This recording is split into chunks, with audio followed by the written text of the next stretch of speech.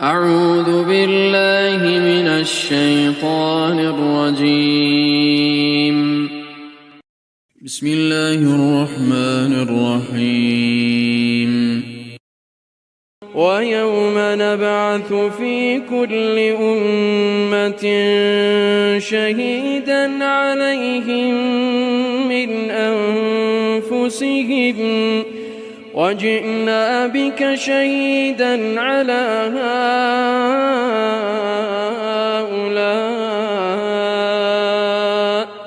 ونزلنا عليك الكتاب تبيانا لكل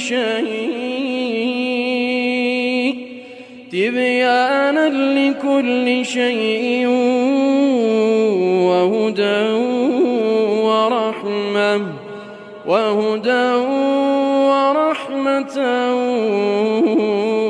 وبشرى للمسلمين.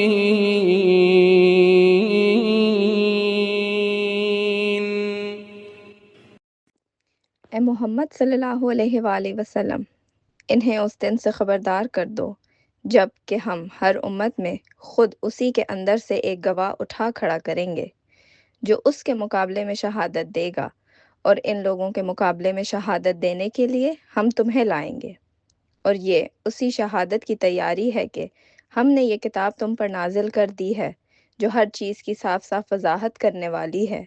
اور ہدایت اور رحمت اور بشارت ہے ان لوگوں کے لیے جنہوں نے سر تسلیم خم کر دیا ہے۔ وَنَزَّلْنَا عَلَيْكَ الْكِتَابَ تِبْيَانًا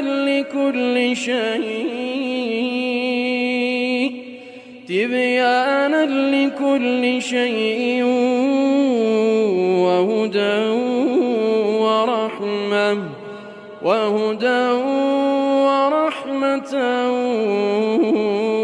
وَبُشْرَى لِلْمُسْلِمِينَ.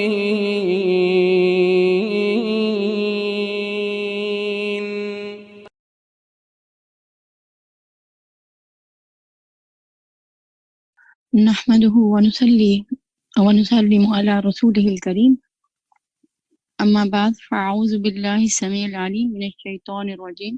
من همزه ونفخه ونفسه. بسم الله الرحمن الرحيم. رب اشرح لي صدري ويسر لي أمري واحلل عقدة من لساني يفقهوا قولي. اللهم إني نسألك علما نافعا وعملا متقبلا ورزقا طيبا. آمین ثم آمین. اپنی آج کی آیات کی طرف چلتے ہیں. سورۃ الحجرات. اعوذ باللہ من الشیطان الرجیم. بسم اللہ الرحمن الرحیم. یا ایہا الذین آمنوا لا تقدموا بین یدی اللہ ورسولہ واتقوا اللہ ان اللہ سمیع علیم. یا ایہا الذین آمنوا لا ترفعوا أصواتكم فوق صوت النبي ولا تجهروا له بالقول كجهر بعضكم لبعض أن تحبط أعمالكم وأنتم لا تشعرون. إن الذين يغضون أصواتهم عند رسول الله أولئك الذين امتحن الله قلوبهم للتقوى لهم مغفرة وأجر عظيم. إن الذين ينادونك من وراء الحجرات أكثرهم لا يعقلون. ولو أنهم صبروا حتى تخرج إليهم لكان خيرا لهم والله غفور رحيم. يا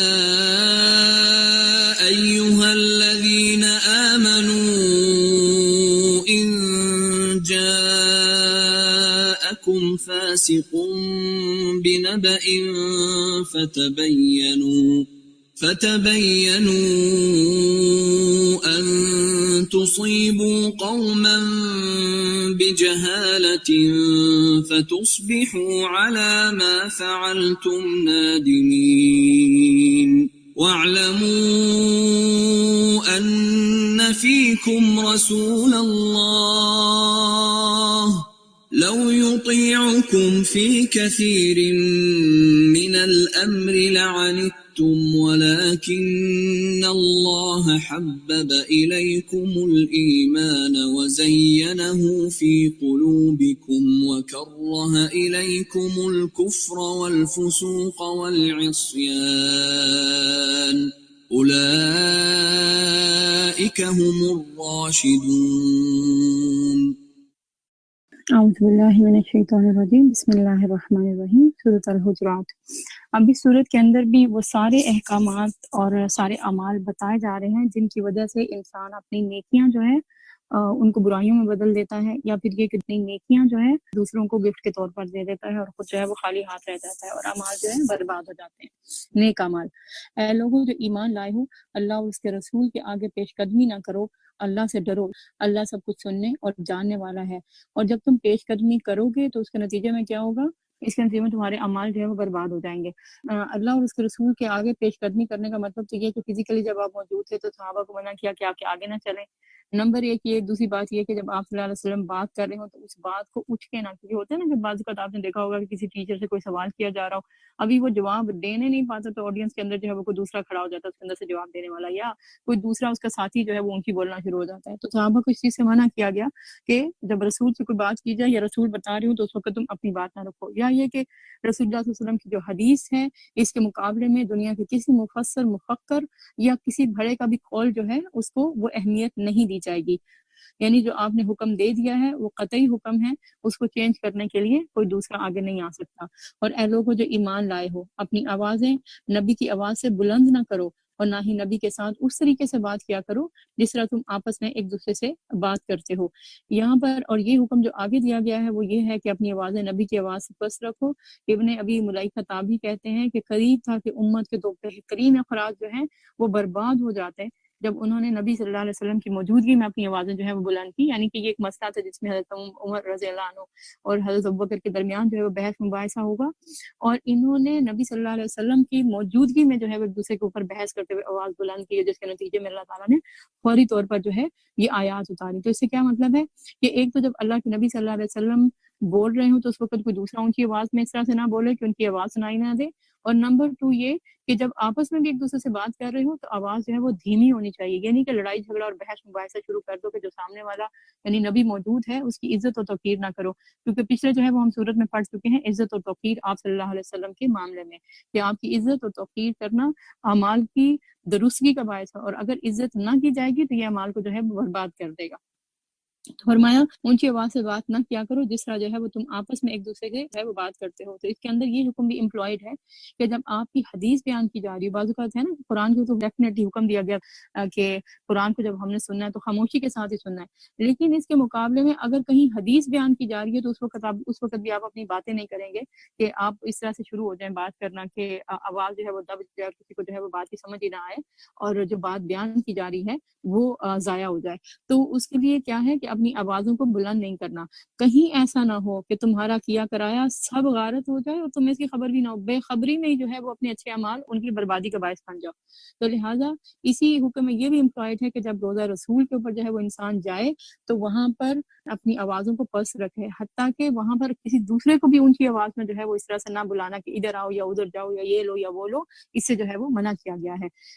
فرمایا رسول خدا کے حضور بات کرتے ہوئے جو لوگ اپنی آواز پست رکھتے ہیں وہ در حقیقت کون لوگ ہیں؟ اب ان کی تعریف کی جا رہی ہے. یہ وہ لوگ ہیں جن کے دلوں کو اللہ نے تقویٰ کے لیے جانچ لیا، یعنی اللہ سے حقیقی معنوں میں ڈرنے والے یہی لوگ ہیں، اور انہی کے لیے کیا ہے؟ مغفرت اور اجر عظیم. اے نبی صلی اللہ علیہ وسلم جو لوگ تمہیں حجروں کے باہر سے پکارتے ہیں ان میں سے اکثر جو ہیں وہ بے عقل ہیں، حالانکہ اگر تمہارے برآمد ہونے تک صبر کرتے تو یہ انہی کے لیے بہتر تھا، اور اللہ درگزر کرنے والا اور معاف فرمانے والا ہے۔ یہ سورت جو ہے وہ آخری دور میں نازل ہوئی، اور اس وقت جب آپ کے پاس باہر سے وقت آیا کرتے تھے ملاقات کرنے، تو بعض اوقات وہ ایسے وقت میں آتے جو آپ کو جو ہے وہ آرام کر رہے ہوتے تھے، حالانکہ آپ کو آرام کا ٹائم بہت کم ملتا تھا کہ تہجد کے لیے اٹھنا آدھی رات کے لیے، اور پھر اس کے بعد جو ہے وہ فجر، اور اس کے بعد جو ہے مسلسل تبلیغ اور تعلیم کا کام، اس کے بعد اگر تھوڑا سا ٹائم کبھی ملتا تھا تو یہ باہر آ کے آپ کے حجروں کے باہر جو ہے وہ گھومنا شروع کر دیتے، اور اونچی اونچی آوازیں لگاتے کہ یا محمد اخرج علینا، باہر نکلیں اور ہم سے جو ہے وہ بات کریں۔ تو اللہ تعالیٰ نے آپ وسلم کو یہ بات جو ہے تکلیف دیتی تھی، تو اللہ تعالیٰ نے اس بات کا بھی نوٹس لیا اور کہا کہ اس چیز کو جو ہے وہ ختم کرو، باہر بیٹھو، انتظار کرو، جب آپ وسلم خود آئیں تو پھر جو ہے وہ بات کرو۔ لیکن جو پہلے ہو چکا کہا اس کی معافی ہے، آئندہ اگر ایسے کیا تو پھر جو ہے وہ سزا ملے گی۔ اللہ غفور الرحیم ہے، یعنی اگر آئندہ ایسا کرو گے تو پھر جو ہے سزا ملے گی، لیکن پہلے جو ہو چکا ہے اس کی معافی ہے۔ اے لوگوں جو ایمان لائے ہو، اگر کوئی فاسق تمہارے پاس کوئی خبر لے کر آئے تو تحقیق کر لیا کرو، یعنی ون سائیڈڈ بات سن کر جو ہے اسی کے اوپر جو ہے وہ یقین نہ کر لیا کرو، بلکہ کیا کیا کرو، دوسرے کی بات سن کر جو ہے وہ ڈیسیژن لیا کرو۔ کہیں ایسا نہ ہو کہ تم کسی گروہ کو جو ہے وہ نادانستہ نقصان پہنچا بیٹھو اور پھر اپنے کیے پر جو ہے وہ پیشمان ہو۔ بعض اوقات یوں ہوتا ہے کہ کسی کے خلاف کوئی گرج ہوتا ہے، یا یہ کہ کسی کے بارے میں پتہ ہوتا ہے کہ وہ ایسی بات کرنے والا ہوتا ہے، لیکن بعض اوقات سچویشن ایسی ہوتی ہے کہ اس جو برا ہوتا ہے اس نے کام ایسا نہیں کیا ہوتا، اور جو بتانے والا ہوتا ہے اس کا اپنا مفاد ہوتا ہے۔ تو کہا کہ ون سائیڈڈ بات سن کر ڈیسیژن نہ ہو کہ بعد میں جو ہے وہ تمہیں اپنے اوپر جو ہے وہ کسی قسم کی شرمندگی ہو کہ میں نے اگر دوسرے کی بات سن لی ہوتی تو آج جو ہے یہ نقصان نہ ہوتا۔ دونوں سائڈ سے بات سن کر پھر ڈیسیژن کرو، اور خوب جان رکھو کہ تمہارے درمیان اللہ کا رسول موجود ہے، اگر وہ بہت سے معاملات میں تمہاری بات مان لیا کرے تو تم خود ہی جو ہے وہ مشکلات میں مبتلا ہو جاؤ، مگر اللہ نے تم کو ایمان کی محبت عطا کی ہے، یعنی صرف محبت کا تقاضا کیا ہے کہ جو وہ بات کریں اس کو تسلیم کر لو اور ان کے اوپر اپنی رائے کو مسلط کرنے کی کوشش نہ کرو، اور اس کو تمہارے لیے دل پسند بنا دیا ہے، اور کفر اور فسق اور نافرمانی سے تم کو جو ہے وہ متنفر کر دیا ہے۔ یہ صحابہ کی خصوصیات بتائی جا رہی ہیں کہ ان کو کفر بھی ناپسند تھا، گناہ کرنا بھی، اور اللہ کے رسول کی نافرمانی کرنا بھی۔ ایسے ہی لوگ اللہ کے فضل اور احسان سے جو ہے وہ راستو ہیں، یعنی سیدھے راستے پر ہیں، اور اللہ علیم و حکیم ہے، جانتا ہے کہ تم میں سے کون جو ہے وہ یہ کرتا ہے اور کون جو ہے اس سے الٹ کام کرتا ہے۔ اگر اہل ایمان میں سے دو گروہ آپس میں جو ہے وہ لڑ جائیں تو ان کے درمیان جو ہے وہ صلح کراؤ۔ یہاں حکم کیا دیا گیا ہے؟ صلح کراؤ، نہ یہ کہ کیا کرو اگر وہ نہیں لڑ رہے تو ان کو بھی آپس میں جو ہے وہ لڑا دو۔ آپ صلی اللہ علیہ وسلم نے کیا فرمایا تھا کہ کیا میں تمہیں نماز، روزے، حج، زکوٰۃ سے افضل عبادت نہ بتاؤں؟ یعنی افضل عبادت سے مراد نہیں ہے کہ یہ فرائض جو ہے انسان ان سے کوتاہی کرے اور دوسرے کام کرنا شروع کر دے تو اس میں جو ہے اس کی بچت ہو جائے گی، نہیں، اس کا مطلب یہ ہے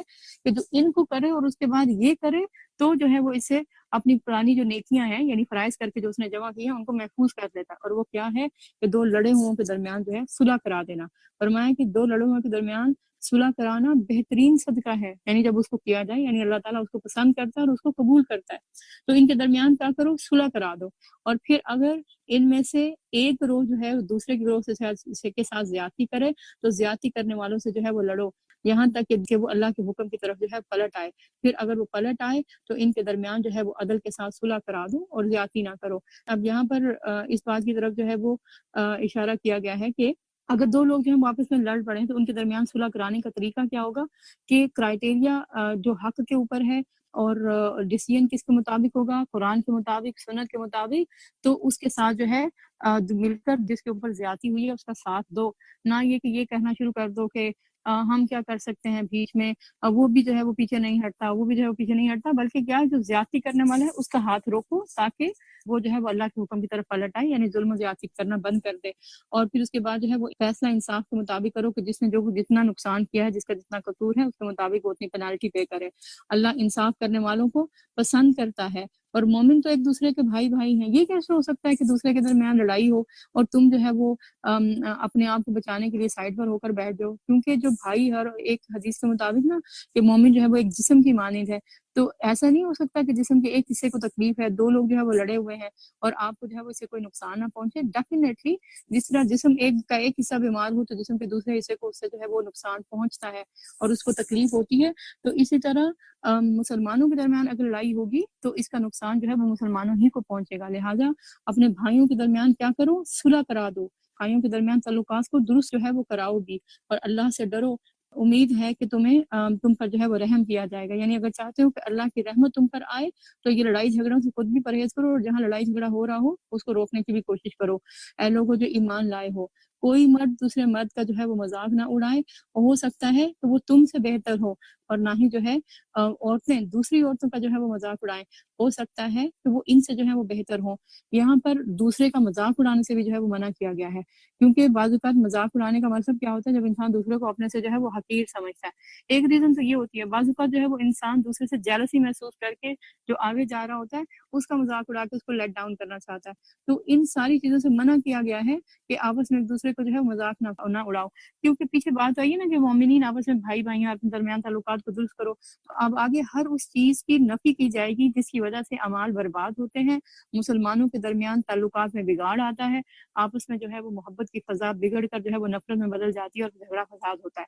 اس میں پہلی چیز ہوتی ہے دوسرے کا مذاق اڑانا کا، اس سے جو ہے وہ رک جاؤ۔ بعض اوقات ہوتا ہے نا کہ ایک بندہ جو مائنڈ کر جاتا ہے، آپ ہنس رہے ہوتے ہیں، وہ مائنڈ کر رہا ہوتا ہے اور اندر سے جو ہے وہ تکلیف میں ہوتا ہے، تو آپ کو جو ہے وہ سمجھ ہی نہیں آ رہی ہوتی کہ میں نے کیا کیا، میں تو جسٹ جوکنگ۔ تو وہ جوک سے جو ہے وہ منع کیا گیا ہے کہ پہلے یہ دیکھو دوسرا اگر اس بات کو مائنڈ کر رہا ہے اس کا مذاق جو ہے اڑانا بند کرو، اور آپس میں جو ہے وہ ایک دوسرے پر تان نہ کیا کرو، یعنی دوسرے کی کمی کوتاہی دیکھ کر اس کے اوپر اس کو جو ہے تانے نہ دو کہ تمہارے اندر تو یہ چیز ہے اور وہ چیز ہے، بلکہ اس کو جو ہے وہ سپورٹ کیا جائے تاکہ وہ اس کمی کو دور کرے، اور نہ ہی ایک دوسرے کو جو ہے وہ برے القاب سے یاد کرو، کیونکہ جو کمی کوتاہی ہوتی ہے نا انسان پھر اس کو اس کے نام سے اس کے ساتھ جو ہے منسوب کر دیتا ہے۔ اور ایمان لانے کے بعد فسق میں نام پیدا کرنا بہت ہی بری بات ہے، یعنی یہ بہت ہی گناہ کی بات ہے کہ انسان دوسرے کو اس کی کمزوریوں کے ساتھ جو ہے وہ یاد کرے اور ان کو جو ہے وہ اس ناموں سے پکارے۔ اور جو لوگ اس روی سے یعنی ایسی حرکتوں سے جو ہے وہ باز نہ آئیں تو وہی جو ہے وہ دراصل ظالم ہے، یعنی وہ ظلم کرنے والے ہیں اور زیادتی کرتے ہیں دوسروں کے اوپر۔ تو اصل بات جو ہے وہ کرنے کی کیا کہی گئی ہے کہ ایک تو تانے نہیں دینا، یعنی کہ دوسروں کی کمزوریوں کو فائنڈ آؤٹ نہیں کرنا، اور پھر ان کے اوپر ان کے نام نہیں رکھنے۔ اے لوگوں جو ایمان لائے ہو، بہت گمان کرنے سے بھی پرہیز کیا کرو، دوسروں کے بارے میں میرا خیال ہے کہ اس نے یہ بات اس لیے کی ہوگی، تو یہ جو خیال ہے نا کہا کہ اس سے پرہیز کرو، یہ اپنے خیالات جو ان کو سائڈ پہ رکھو until unless کہ تمہیں بات کسی طور پر حقیقی طور پر پتہ نہ چل جائے کہ یہ بات کرنے کا مقصد یہی تھا۔ کیوں اسے منع کیا گیا؟ کیونکہ بعض گمان جو ہے وہ گناہ ہوتے ہیں، یعنی تم جس کے بارے میں سوچ رہے ہو اس نے یہ بات اس لیے کی ہوگی، وہ ہو سکتا ہے وہ ایسی نہ ہو۔ کسی کو کال ہے کہ بعض اوقات جس کی چوری ہوئی ہوتی ہے وہ چور سے زیادہ گناہ گار ہو جاتا ہے، کیونکہ وہ ہر ایک کے بارے میں گمان کرنے لگتا ہے، اس نے اٹھایا ہوگا، اس نے کیا ہوگا، اور اس نے جو ہے وہ یہ حرکت کی ہوگی، تو اس کے نتیجے میں وہ سب کے اوپر جو ہے وہ سب کے بارے میں بدگمانیاں اور سوچتے خود ہی جو ہے وہ اس برائی کا اس سے زیادہ گناہ گار ہو جاتا ہے۔ پھر کہا کہ تجسس نہ کرو، یعنی کہ ولا تجسسوا، کیونکہ کانوں کو کسی ایسی سائٹ پر لگانا جس کو جو ہے وہ سننا، ایسی بات کو سننا جس کو دوسرے نہیں چاہ رہے کہ آپ ان کی بات کو سنیں، تو اس کو جو ہے وہ غیر ضروری تجسس کہا جاتا ہے۔ اور آپ نے فرمایا جس نے تجسس کیا اس کے کان میں اللہ تعالیٰ قیامت کے دن جو ہے وہ پگھلا ہوا سیسا جو ہے وہ ڈالے گا۔ تو لہٰذا اپنے آپ کو ان چیزوں سے بچانا۔ پھر یہ ویسے بھی لغو اور لہو، کسی کی آپ بات سن بھی لیں تو اس سے آپ کو جو ہے وہ کیا فائدہ، الٹا آپ کو اس کے راز کی بھی حفاظت کرنی پڑے گی، تو بہتر نہیں کہ آپ وہ باتیں جو ہے وہ سنیں ہی نہ، اور کسی کی غیبت نہ کرے، یعنی پہلے تو وہ سن لے آپ، پھر اس کے بعد بات کو آگے جو ہے وہ اڑا دے۔ اور غیبت دراصل ہے کیا؟ جو کسی کے درمیان کمی ہے، پہلے تو کہا گیا اس کو فائنڈ آؤٹ کر کے اس کو تانے نہ دو، پھر اس کے بنا پر اس کے نام نہ رکھو، پھر کہا آگے کسی اور جگہ اس کو پرچار بھی نہ کرو، یعنی کسی کے دین میں کمی ہے یا دنیا کے معاملے میں کوتاہی کرتا ہے یا جسم میں کوئی کمی ہے تو اس کی بات کو کسی بھی دوسری جگہ پیش کرنا یا اس کو پریزنٹ کرنا وہ غیبت ہے۔ جیسے کہ صحابہ نے آپ ان کے سامنے کسی کا ذکر کیا نا، کہا کہ وہ تو جب تک اس کو کھلایا نہ جائے وہ کھاتا نہیں، اس کو سوار نہ کیا جائے وہ سوار نہیں ہوتا، تو آپ نے کہا تم نے اس کی غیبت کی۔ صحابہ نے کہا کہ یا رسول اللہ ہم تو وہی بات کہہ رہے ہیں جو اس کے اندر ہے، تو آپ نے کہا یہی تو غیبت ہے، اور اگر یہ نہ ہو تو تم نے اس کے اوپر بہتان لگایا۔ کیا تمہارے اندر کوئی ایسا ہے جو اپنے مردہ بھائی کا جو ہے وہ گوشت کھانا پسند کرے؟ یعنی غیبت جو ہے وہ دراصل کیا ہے کہ انسان اپنے ہی جو ہے وہ بھائی، اور وہ بھی جب مر جائے تو اس کو جو ہے وہ کھانے کے لیے جو ہے وہ تیار ہو جائے۔ تو اسلام کے اندر یہ چیز جو ہے وہ انتہائی ناپسندیدہ ہے اور یہ کبیرہ گناہوں میں سے ہے۔ کیا تم میں سے کوئی یہ پسند کرتا ہے کہ اپنے جو ہے وہ مردہ بھائی کا گوشت کھائے؟ اپنے مرے ہوئے بھائی کا جو ہے وہ گوشت کھانا پسند کرے گا؟ دیکھو تم خود اس سے جو ہے وہ گن کھاتے ہو، یعنی یہ اتنی بری چیز ہے۔ تو پھر جب غیبت کرتے ہو تو اس وقت بھی یہ امیجن کیا کرو کہ تم مردہ گوشت کو کھا رہے ہو۔ اللہ سے ڈرو، اللہ بڑی توبہ قبول کرنے والا اور رحیم ہے۔ اے لوگوں ہم نے تم کو ایک مرد اور ایک عورت سے جو ہے وہ پیدا کیا اور پھر تمہاری قومیں اور برادریاں بنا دی، یعنی تمہیں ڈفرینٹ قبیلوں میں اور قوموں میں تقسیم کیا تاکہ تم جو ہے وہ ایک دوسرے کو پہچانو، یعنی یہ پہچان کے لیے ہے، نہ کہ ایک قوم کا دوسری قوم کے اوپر بڑائی جلال جتانا، یعنی برادریوں کا بھی اور قوموں کا بھی، یہ سب جو ہے وہ تکبر کے زمرے میں آتا ہے۔ در حقیقت اللہ کے نزدیک تم میں سے سب سے زیادہ عزت والا جو ہے وہ کون ہے؟ جو تمہارے نزدیک تمہارے اندر سب سے زیادہ پرہیزگار ہے، یعنی جو گناہوں سے پرہیز کرتا ہے تو وہی، یعنی پیچھے جن کے دن ساری برائیوں کا ذکر آیا اور پچھلی صورتوں میں بھی آیا، ان سے جو پرہیز کرتا ہے وہی اللہ کے نزدیک عزت والا ہے۔ یعنی ہم یہ سمجھتے ہیں کہ فلاں قبیلے اور خاندان سے ہونے کی وجہ سے ہماری عزت ہے، بلکہ عزت کس کے اندر ہے؟ اللہ کی فرما برداری اور اس کی نافرمانی سے پرہیز کرنے میں۔ یقیناً اللہ سب کچھ جاننے والا اور باخبر ہے، یعنی جو تمہارے اعمال ہیں اور جن نیتوں اور جن ارادوں سے تم جو ہے وہ کام کرتے ہو، اللہ تعالیٰ کو ان سب کی خبر ہے۔ اس صورت کے اندر آپ موسٹلی دیکھ رہے ہیں کہ اجتماعی زندگی کے اصول دیے گئے ہیں کہ تاکہ انسان جو ہے وہ ایسے کام نہ کرے جن کی وجہ سے امن و سکون جو ہے وہ تباہ ہوتا ہو اور محبت کی فضا جو ہے وہ نفرت میں بدل جائے۔ یہ بدوی کہتے ہیں کہ ہم ایمان لائے، ان سے کہو تم ایمان نہیں بل لائے، بلکہ یوں کہو کہ ہم جو ہے وہ مسیح ہو گئے، یعنی اسلام ہم نے قبول کر لیا، کیونکہ ایمان جو ہے وہ مسلمان ہونے سے یا اسلام کے بعد کلمہ پڑھنے کے بعد اگلی سٹیج ہے۔ اب آگے وہ طریقہ بتایا جا رہا ہے کہ جس کے طریقے سے ایمان دلوں میں داخل ہوتا ہے۔ جب اللہ اور اس کے رسول کی فرما برداری اختیار کر لو تو وہ تمہارے اعمال کے اجر میں کوئی کمی نہ کرے گا، یعنی کون سی، پھر اس بات کو رپیٹ کیا گیا ہے کہ جو اعمال ضائع جن کے نہیں ہوتے وہ کون سی چیز ہے جو انسان کے اعمال کو محفوظ رکھتی ہے؟ اللہ اور اس کے رسول کی فرما برداری۔ یقیناً اللہ بڑا جو ہے وہ درگزر کرنے والا ہے، یعنی لوگوں کے گناہوں پر ان کو فوری طور پر نہیں پکڑتا، اور رحیم ہے، اور حقیقت میں تو مومن ہی وہ ہیں، مومن دراصل وہی ہیں جو اللہ اور اس کے رسول پر ایمان لائے اور پھر ایمان لانے کے بعد صرف کلمہ پڑھنے کے بعد وہیں پر رک نہیں گئے، بلکہ انہوں نے اس میں جو ہے وہ کوئی شک نہ کیا، یعنی جو حکم بھی آیا اس کو پورے یقین کے ساتھ دیا اور اس کے اوپر جو ہے وہ عمل کیا، کنفیوز نہیں ہوئے کہ کریں نہ کریں، ابھی کریں یا بعد میں کریں، کریں گے تو کیا ہوگا، نہ کریں گے تو کیا ہوگا، بلکہ اللہ تعالیٰ نے جیسے ابراہیم علیہ السلام کو کہا اسلم تو انہوں نے کیا کہا؟ اسلم تو۔ اللہ تعالیٰ نے کہا فرما بردار ہو جاؤ، انہوں نے کہا میں نے فرما برداری اختیار کی۔ تو مومنین کی بھی اسی طرز عمل کی جو کہ صحابہ کی اسی طرز عمل کی تعریف کی جا رہی ہے، اور اپنی جانوں اور مالوں سے جو ہے وہ اللہ کی راہ میں جہاد کیا، تو وہی جو ہے وہ سچے لوگ ہیں، یعنی پھر وہ صرف ایمان قبول کر کے بیٹھ ہی نہیں گئے بلکہ ایکشن اور عمل جو ہیں وہ بھی اس کے مطابق کیے۔ اے نبی صلی اللہ علیہ وسلم، ان مدیان ایمان سے کہو اگر تم اللہ کو اپنے دین کی اطلاع دے رہے ہو، یعنی اللہ کو بتا رہے ہو کہ تم نے جو ہے وہ ایمان لے آئے ہو، حالانکہ اللہ زمین و آسمان کی ہر چیز کو جانتا ہے، تو کیا وہ تمہارے دلوں کے حال کو نہیں جانتا ہوگا کہ ایمان کا کیا لیول ہے اس کے اندر، اور وہ ہر شے کا جو ہے وہ علم رکھتا ہے۔ یہ لوگ تم پر احسان جتاتے ہیں کہ انہوں نے اسلام قبول کر لیا، ان سے کہو اپنے اسلام کا احسان مجھ پر نہ رکھو بلکہ اللہ تم پر احسان رکھتا ہے کہ اس نے جو ہے وہ تمہیں ایمان کی ہدایت دی ہے۔ گویا اگر کسی کو ایمان میں ترقی ملتی ہے، کوئی اسلام قبول کر لیتا، تو یہ اللہ کا اس کے اوپر احسان ہوتا ہے، اور اگر یہ واقعی اپنے دعویٰ ایمان میں سچے ہوں تو اللہ زمین و آسمان کی ہر پوشیدہ چیز کا جو ہے وہ علم رکھتا ہے، اور جو کچھ تم کرتے ہو وہ سب بھی اس کی نگاہ میں ہے، یعنی پوشیدہ چیزوں کا بھی وہ علم رکھتا ہے اور جو ظاہر میں دوسروں کے سامنے ہیں وہ سب چیزیں بھی اس کی نظر میں ہیں۔ چلتے ہیں اپنی اگلی سورت قاف کی طرف۔ بسم اللہ الرحمن الرحیم، قاف والقرآن المجید بل عجبوا ان جاءهم منذر منهم فقال الكافرون هذا شيء عجيب أإذا متنا وكنا ترابا ذلك رجع بعيد قد علمنا ما تنقص الأرض منهم وعندنا كتاب حفيظ بل كذبوا بالحق لما جاءهم فهم في أمر مريج أفلم ينظروا إلى السماء فوقهم كيف بنيناها وزيناها وما لها من فروج والأرض مددناها وألقينا فيها رواسي وأنبتنا فيها من كل زوج بهيج تبصرة وذكرى لكل عبد منيب. اعوذ باللہ السمیع العلیم من الشیطان الرجیم بسم اللہ الرحمن الرحیم سورۃ قاف۔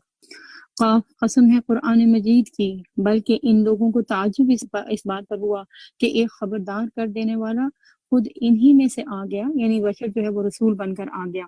یہ سورت جو ہے وہ انتہائی اہم ہے۔ آپ صلی اللہ علیہ وسلم اس کو فجر کی رکعت کے اندر اس کی تلاوت کیا کرتے تھے، فرض رکعت میں، پھر اس کے علاوہ جو ہے وہ جمعہ کے خطبات میں اور عید کی نماز میں بھی جو ہے وہ آپ اس سورت کی تلاوت کیا کرتے تھے، یعنی اس کے مضامین جو ہے وہ بہت امپورٹنٹ ہیں۔ پھر منکرین کہنے لگے یہ تو عجیب بات ہے، یعنی یہ عجیب بات ہے کہ جب ہم مر جائیں گے اور خاک ہو جائیں گے تو دوبارہ جو ہے وہ اٹھائے جائیں گے، یہ واپسی تو بعید ہے، عقل میں آنے والی بات نہیں ہے۔ حالانکہ زمین اور ان کے جسم میں سے جو کچھ کھاتی ہے وہ سب ہمارے علم میں ہے، یعنی کہ انسان جب ہڈیوں کا پنجر بن جاتا ہے اور وہ گوشت کہاں جاتا ہے وہ اللہ کے علم میں ہوتا ہے، اور ہمارے پاس ایک کتاب ہے جس میں سب کچھ جو ہے وہ درج ہے، اس میں بالکل حفاظت سے ہے۔ بلکہ ان لوگوں نے تو جس وقت حق ان کے پاس آیا اسی وقت جو ہے وہ اسے صاف جھٹلا دیا، یعنی اس کے اوپر غور کرنے، سمجھنے اور ٹائم لینے کی بھی ضرورت نہ سمجھی، سنا اور فوراً کہا ہم نہیں اس کو مانتے، اور اسی وجہ سے اب یہ الجھن میں پڑے ہوئے ہیں، یعنی ان کے شک کی وجہ اور ان کے کنفیوز ہونے کی وجہ ہی یہ ہے۔ اچھا تو کیا انہوں نے کبھی اپنے اوپر آسمان کی طرف جو ہے وہ نہیں دیکھا؟ کس طرح ہم نے اسے جو ہے وہ بنایا اور آراستہ کیا، یعنی ستاروں کے ساتھ، اور اس میں کہیں کوئی جو ہے وہ رکھنا نہیں ہے، اور زمین کو ہم نے بچھایا، زمین کو بچھانے کے بعد اس کے اندر جو ہے وہ ہم نے نعمتیں رکھ دی، زمین کے اوپر ہم نے پہاڑ جمائے اور اس کے اندر ہر طرح کی خوش منظر نباتات جو ہے وہ اگا دی۔ یہ ساری چیزیں آنکھیں کھولنے والی اور سبق جو ہے وہ دینے والی ہیں ہر اس بندے کے لیے جو حق کی طرف جو ہے وہ رجوع کرنا چاہے، یعنی کہ کس طرح ایک بیج اندر جاتا ہے اور زمین کے اندر سے پودا بن کر باہر نکل آتا ہے، اگر کوئی اس پہ غور کرے تو حق تک پہنچ جائے گا۔ اور آسمان سے ہم نے برکت والا پانی نازل کیا، بارش کو اللہ تعالیٰ نے کیا ہے برکت والا پانی، اس لیے اسے اپنے جسم کے اوپر لینا آپ صلی اللہ علیہ وسلم کو بہت پسند تھا کہ جب بارش ہوتی تو آپ اپنے اوپر والا جو چادر ہوتی تھی اس کو ہٹا دیتے تھے اور ڈائریکٹ اپنے جسم کے اوپر جو اپنے جسم پر بارش کے پانی کو لیتے تھے۔ تو لہٰذا اگر کبھی بارش کا پانی منہ پر اور جسم پر پڑ جائے تو گھبرا کر جو ہے وہ پریشان نہ ہوا کرے، اور پھر اس سے جو ہے وہ باغ اور فصل کے غلے اور بلند و بالا جو ہے کھجور کے درخت پیدا کر دیے جن پر پھلوں سے لدے ہوئے خوشے تہ بتہ جو ہے یہ لگتے ہیں۔ یہ انتظام ہے بندوں کو رزق دینے کا۔ اس پانی سے ہم جو ہے ایک مردہ زمین کو زندگی بخش دیتے ہیں، یعنی ایک دوسرا کام بھی ہے اللہ تعالیٰ جو حصہ لیتے ہیں، اور مرے ہوئے لوگوں کا، مرے ہوئے انسانوں کا زمین سے نکلنا بھی اسی طرح ہوگا، یعنی جس طرح یہ کام تمہیں حقیقت نظر آتا ہے آنکھوں سے دیکھتے ہو روز کا یہ منظر ہے، تو اسی طرح اللہ کے لیے یہ بھی مشکل نہیں کہ اسی زمین سے جو ہے وہ انسانوں کو نکال باہر کھڑا کرے۔ ان سے پہلے نوح کی قوم اور اصحاب رس اور سمود اور عاد اور فرعون اور لوط کی قوم کے لوگ جو ہیں، لوط کے بھائی بلکہ یہاں پر ان کو کہا گیا، اور ایکا والے اور تبا کی قوم کے لوگ بھی جو ہے وہ جھٹلا چکے ہیں، اور ہر ایک نے رسولوں کو جھٹلایا، اور اس کے نتیجے میں اللہ تعالیٰ نے پھر کیا کیا اور کہا کہ آخرکار میری وعید ان کے اوپر جو ہے وہ چسپاں ہو گئی، یعنی پھر ان کی پکڑ آ گئی۔ یہ پیچھے جتنی قوموں کا ذکر آیا یہ سب انتہائی ترقی یافتہ، انٹلیکچوئل اور ہائیلی اسکلڈ تھی، لیکن جب انہوں نے اللہ کی نافرمانی کی تو ان کی یہ صلاحیت، ان کی یہ اسکلز کچھ بھی کام نہ آئی۔ کیا پہلی بار کی تخلیق سے ہم عاجز تھے، یا ایک نئی تخلیق کی طرف سے یہ لوگ جو ہیں وہ شک میں پڑے ہوئے ہیں؟ یعنی پہلی تخلیق، یعنی پہلی دفعہ انسان کو پیدا کرنا اس زمین و آسمان کو، وہ مشکل نہیں تھا اللہ تعالیٰ کے لیے، تو اس کا دوبارہ پیدا کرنا اور انسانوں کو اس میں سے نکال باہر کرنا کیا مشکل ہے؟ ہم نے انسان کو پیدا کیا اور اس کے دل میں ابھرنے والے وسوسوں تک کو ہم جانتے ہیں، یعنی صرف پیدا کر کے چھوڑ ہی نہیں دیا، اس کی پوری جو اسکریننگ ہوتی ہے، اعمال تو درج ہوتے ہی ہوتے ہیں، جو دلوں کے اندر خیالات آتے ہیں وہ بھی اللہ تعالیٰ کے نوٹس میں ہیں، اور ہم اس کی رگ گردن سے بھی زیادہ جو ہے اس کے قریب ہے، کوئی اتنا قریب نہیں۔ یہ انسان کی گردن اور اس سے زیادہ کہ دماغ سے اٹھنے والے خیالات دل تک نہیں پہنچے، اور دل کی سوچیں دماغ تک نہیں پہنچ پاتی کہ اللہ کے نوٹس میں ہوتی ہیں۔ اور ہمارے اس براہ راست علم کے علاوہ دو کاتب اس کے دائیں اور بائیں جو ہے بیٹھ کے ہر چیز کو ثبت کر رہے ہیں، کوئی لفظ جو ہے وہ اسے اس کی زبان سے نہیں نکلتا جسے محفوظ کرنے کے لیے ایک حاضر باش نگران جو ہے موجود نہ ہو۔ فرشتے اتنے الرٹ ہیں کہ آپ منہ سے لفظ نکالتے ہیں فوراً اس کو جو ہے وہ لکھ لیتے ہیں۔ وہ موت کی جان کو نہیں حق لے کر آن پہنچی، یعنی موت کا وقت آ گیا۔ یہ وہی چیز ہے جس سے جو ہے وہ تو بھاگتا تھا، یعنی کائنات کی نشانیوں اور اللہ کے احکامات کو دیکھ سن کر اپنے اعمال کو نہیں بدلتے تھے اور موت سے بھاگنا چاہتے تھے، تو وہی جو ہے اس نے آ لیا۔ پھر سور پھونکا گیا، یہ ہے وہ دن جس کا جو ہے وہ تجھے خوف دلایا جا رہا تھا، یعنی موت کے بعد آگے کی منزلیں، اور اس میں جو ہے وہ حشر کا دوسرا سور جس کی طرف جو ہے یہاں توجہ دلائی جا رہی ہے۔ ہر اس شخص اس حال میں آ گیا کہ اس کے ساتھ جو ہے وہ ایک ہانک کر لانے والا اور ایک جو ہے ایک گواہی دینے والا فرشتہ موجود ہے، اور اس چیز کی طرف سے جو ہے وہ تو غفلت میں پڑا ہوا تھا۔ ہم نے وہ پردہ ہٹا دیا جو تیرے آگے پڑا ہوا تھا، یعنی کہ غیب کی جو حالت اللہ تعالیٰ نے دنیا کے اندر رکھی تھی اس کو ختم کر دیا۔ آج تیری نگاہ خوب تیز ہے۔ اس کے ساتھ ہی نے عرض کیا یہ جو میری سپردگی میں تھا وہ حاضر ہے، یعنی اس کو جو میری نگرانی میں دیا گیا تھا، یہی فرشتے جو ہیں وہ اس کو اللہ کے حضور پیش کر دیں گے۔ حکم دیا گیا پھینک دو اسے جہنم میں۔ ہر کٹے کافر کو جو حق سے اناد رکھتا تھا اور خیر کو روکنے والا، یعنی خود بھی جو ہے وہ خیر اچھے کام نہیں کرتا تھا اور دوسروں کو بھی روکتا تھا، اور حد سے گزر جانے والا تھا، یعنی زیادتی کرنے والا اور ظلم کرنے والا، اور شک میں پڑا ہوا تھا کہ پتہ نہیں قیامت آئے گی یا نہیں آئے گی، یہ اس قسم کی باتیں کرنے والا، اور اللہ کے ساتھ کسی دوسرے کو جو ہے وہ خدا بنائے بیٹھا تھا، یعنی کہ اگر آئے گی بھی تو چلو فلاں اور فلاں کو میں اتنا پیسہ دے رہا ہوں وہ مجھے بچا لے گا، ڈال دو اسے سخت عذاب میں۔ اس کے ساتھی نے عرض کیا خداوند میں نے اس کو جو ہے وہ سرکش نہیں بنایا، یعنی شیطان اب آگے سے اپنی دلیل دے گا کہ میں نے نہیں کہا تھا اس کو نافرمانیاں کرنے کے لیے، بلکہ یہ خود ہی پرلے درجے کی گمراہی میں پڑا ہوا تھا، یعنی خود ہی جو ہے وہ آپ کی نافرمانی کرنا چاہتا تھا۔ جواب میں ارشاد ہوگا میرے حضور جو ہے وہ جھگڑا نہ کرو، یعنی کہ جب شیطان نے الزام لگایا تھا تو وہ گناہگار انسان بھی جواب دے گا، تو اللہ تعالیٰ کہیں گے کہ میرے حضور جب جھگڑا نہ کرو تو ایک دوسرے کے اوپر جو ہے وہ الزام نہ لگاؤ، میں تم کو پہلے جو ہے وہ انجام سے خبردار کر چکا تھا، میرے ہاں بات جو ہے وہ پلٹی نہیں جاتی، اور میں اپنے بندوں کے اوپر جو ہے وہ ظلم توڑنے والا نہیں ہوں، یعنی میں نے یہ بات پہلے ہی بتا دی تھی کہ اگر تم نافرمانی کر کے آؤ گے تو پھر تمہارا یہاں کوئی مدد کرنے والا نہیں ہے۔ وہ دن جب کہ ہم جہنم سے پوچھیں گے کہ کیا تو بھر گئی، اور وہ کیا کہے گی کہ حل من مزید، کیا کچھ اور بھی ہے، یعنی آپ صلی اللہ علیہ وسلم نے کیا فرمایا کہ وہ پکارتی رہے گی یہاں تک کہ اللہ تعالیٰ اس کے اوپر اپنا پاؤں رکھ دیں گے، تو پھر جو ہے وہ پرسکون ہو جائے گی، اور جنت متقین کے قریب جو ہے وہ لے آئی جائے گی، کچھ بھی جو ہے وہ دور نہ ہوگی، یعنی ان کو چلنا نہیں پڑے گا، ارشاد ہوگا، یعنی اللہ تعالیٰ کیا کہیں گے یہ ہے وہ چیز جس کا تم سے وعدہ کیا جاتا تھا ہر اس شخص کے لیے جو بہت رجوع کرنے والا ہو، یعنی اللہ کی طرف بار بار مڑنے والا ہو، منیب ہو، اواب ہو، اور بڑی نگہداشت کرنے والا تھا۔ یہ بڑی نگہداشت کرنے والا کون، یعنی کہ انسان اپنے نیک اعمال بھی کرتا تھا اور کرنے کے بعد نیکیوں کو جو ہے وہ ان کی لک آفٹر بھی کرتا تھا کہ کوئی جو ہے وہ چوری نہ کر لے۔ بالکل جیسے آپ دیکھیں آپ مال اور پیسہ کماتے ہیں تو جو ٹریجر آپ کے پاس ہوتا ہے اس کو آپ ایسے کھلا نہیں چھوڑ دیتے کہ جو بھی آئے آ کر اس کو لے جائے، بلکہ آپ اس کی پراپر لک آفٹر کرتے ہیں، اس کو لاک میں رکھتے ہیں، بینک میں جمع کراتے ہیں، ان کو جو ہے وہ اونچی جگہوں پہ رکھتے ہیں، ایون کہ بچوں تک کو ہاتھ نہیں لگانے دیتے۔ تو اسی طرح جو انسان نیک عمل کرتا ہے تو نیک عمل کر کے اس کو ریاکاری کر کر کے اور گناہ کر کر کے اور برائیاں کر کر کے ان کو ضائع نہیں کرتا، بلکہ ان کو ضائع ہونے سے بچانے کے لیے ہر وہ کام کرتا ہے جس سے اپنی ان نیکیوں سے وہ آخرت میں فائدہ اٹھا سکے۔ تو فرمایا جو بے دیکھے رحمان سے جو ہے وہ ڈرتا تھا، غیب کی حالت میں اللہ کے اوپر اس کا ایمان تھا، اور جو دل گرویدہ لیے ہوئے آیا، یعنی اس کے دل میں صرف اللہ کی محبت تھی، دنیا کی کوئی محبت نہیں تھی، اسے کیا کہا جائے گا، داخل ہو جاؤ جنت میں سلامتی کے ساتھ، اب یہاں پر تمہارے ساتھ جو ہے کچھ بھی برا نہیں ہوگا، ہمیشہ سلامت رہو گے، خیر ہی خیر ہے تمہارے لیے، اور وہ دن حیات ابدی کا دن ہوگا، اور وہاں ان کے لیے یعنی اس کے بعد ہمیشہ کی زندگی ان کی منتظر ہوگی، اور وہاں پر ان کے لیے آگے اور بھی بہت سارے انعامات ہیں جن کا اللہ تعالیٰ ذکر کر رہے ہیں، وہ سب کچھ ہوگا جو وہ چاہیں گے، اور ہمارے پاس اس سے بھی زیادہ بہت کچھ ہے ان کے لیے، یعنی کون اس کے اوپر آن ٹاپ آف اٹ، اللہ تعالیٰ کا دیدار، کہ جنت والے جب جنت میں چلے جائیں گے اللہ تعالیٰ کو ساری نعمتیں دیں گے، اور پھر کہا جائے گا کچھ اور بھی چاہیے، تو وہ کہیں گے کہ اللہ سب کچھ تو آپ نے ہمیں دے دیا، ہمیں اور کچھ نہیں چاہیے گے، تو پھر اللہ تعالیٰ اپنا دیدار کرائیں گے۔ اور ہم ان سے پہلے جو ہے بہت سی قوموں کو ہلاک کر چکے ہیں جو ان سے جو ہے وہ بہت زیادہ طاقتور تھیں، یعنی بہت کچھ تھا ان کے پاس، پھر بھی جب انہوں نے اللہ کی نافرمانی کی تو ان کے وہ کسی کام نہ آئیں، وہ ساری دنیا کی ترقیاں اور دولتیں اور صلاحیتیں اور دنیا کے ملکوں کو انہوں نے خوب چھان مارا تھا، پھر کیا وہ کوئی جائے پناہ پا سکے؟ اس تاریخ میں یعنی کہ یہ جو ہسٹری بیان کی جا رہی ہے اس تاریخ میں عبرت کا سبق ہے ہر اس شخص کے لیے جو دل رکھتا ہو یا جو توجہ سے بات کو سنے۔ تو دو صلاحیتیں، دو سکلز جس کو انسان کو ڈیولپ کرنے کی ضرورت ہے، وہ یہ کہ بات کو غور سے سننا، فوکسڈ ہو کے دل اور دماغ کو ایک جگہ پر رکھ کر اور خیالات سے کو جھٹک کر، تاکہ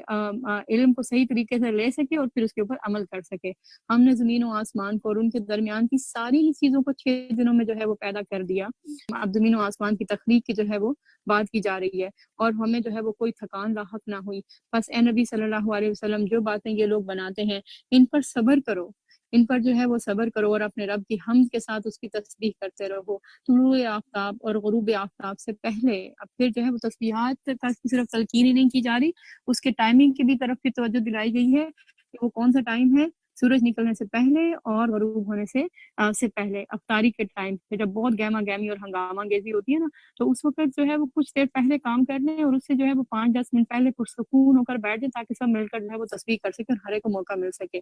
اور رات کے وقت بھی پھر اس کی جو ہے وہ تسبیح کرو، اور سجدہ ریزنے سے فارغ ہونے کے بعد بھی جو ہے، یعنی تسبیح جو ہے وہ نماز کے دوران بھی اور نماز کے بعد بھی۔ اور سنو، جب جس دن منادی کرنے والا جو ہے وہ ہر شخص کے قریب ہی سے جو ہے وہ پکارے گا، یعنی یوں لگے گا ہر ایک کو، جیسے بعض اوقات ہوتا ہے نا کہ الارم آپ نے کام کے قریب رکھا ہوتا ہے تو یوں لگتا ہے کہ جیسے ایک دم سے جو ہے وہ کوئی بہت زیادہ شور ہے اور آپ گھبرا کر اٹھ پڑتے ہیں، تو اسی طرح اس دن یہ حال ہوگا جس دن سور پھونکا جائے گا، اور جس دن سب لوگ جو ہے وہ آواز حشر کو ٹھیک ٹھیک جو ہے وہ سن رہے ہوں گے، کوئی غلطی نہیں ہوگی ان کو، اور وہ زمین سے جو ہے مردوں کے نکلنے کا دن ہوگا، اور وہ یعنی اس دن جو ہے وہ زمین سے نکال لیا جائے گا ہر انسان۔ ہم ہی زندگی بخشتے ہیں اور ہم ہی موت دیتے ہیں، اور ہماری ہی طرف تم سب کو پلٹ کر آنا ہے، یعنی کہ سب کو حشر کے میدان میں اللہ کے سامنے حاضر کیا جائے گا۔ جب زمین پھٹے گی اور لوگ اس کے اندر سے جو ہے وہ نکل کر تیز تیز جو ہے وہ بھاگے چلے جا رہے ہوں گے، ان کو پتا ہوگا کدھر جانا ہے، ان کو کوئی گائیڈ نہیں کر رہا ہوگا، کوئی سائنس نہیں لگے ہوں گے، کوئی بورڈ نہیں ہوگا، کوئی روڈ نہیں ہوگی، لیکن ان کو پتا ہوگا کہ بس ہم نے حشر کے میدان کی طرف بھاگنا ہے۔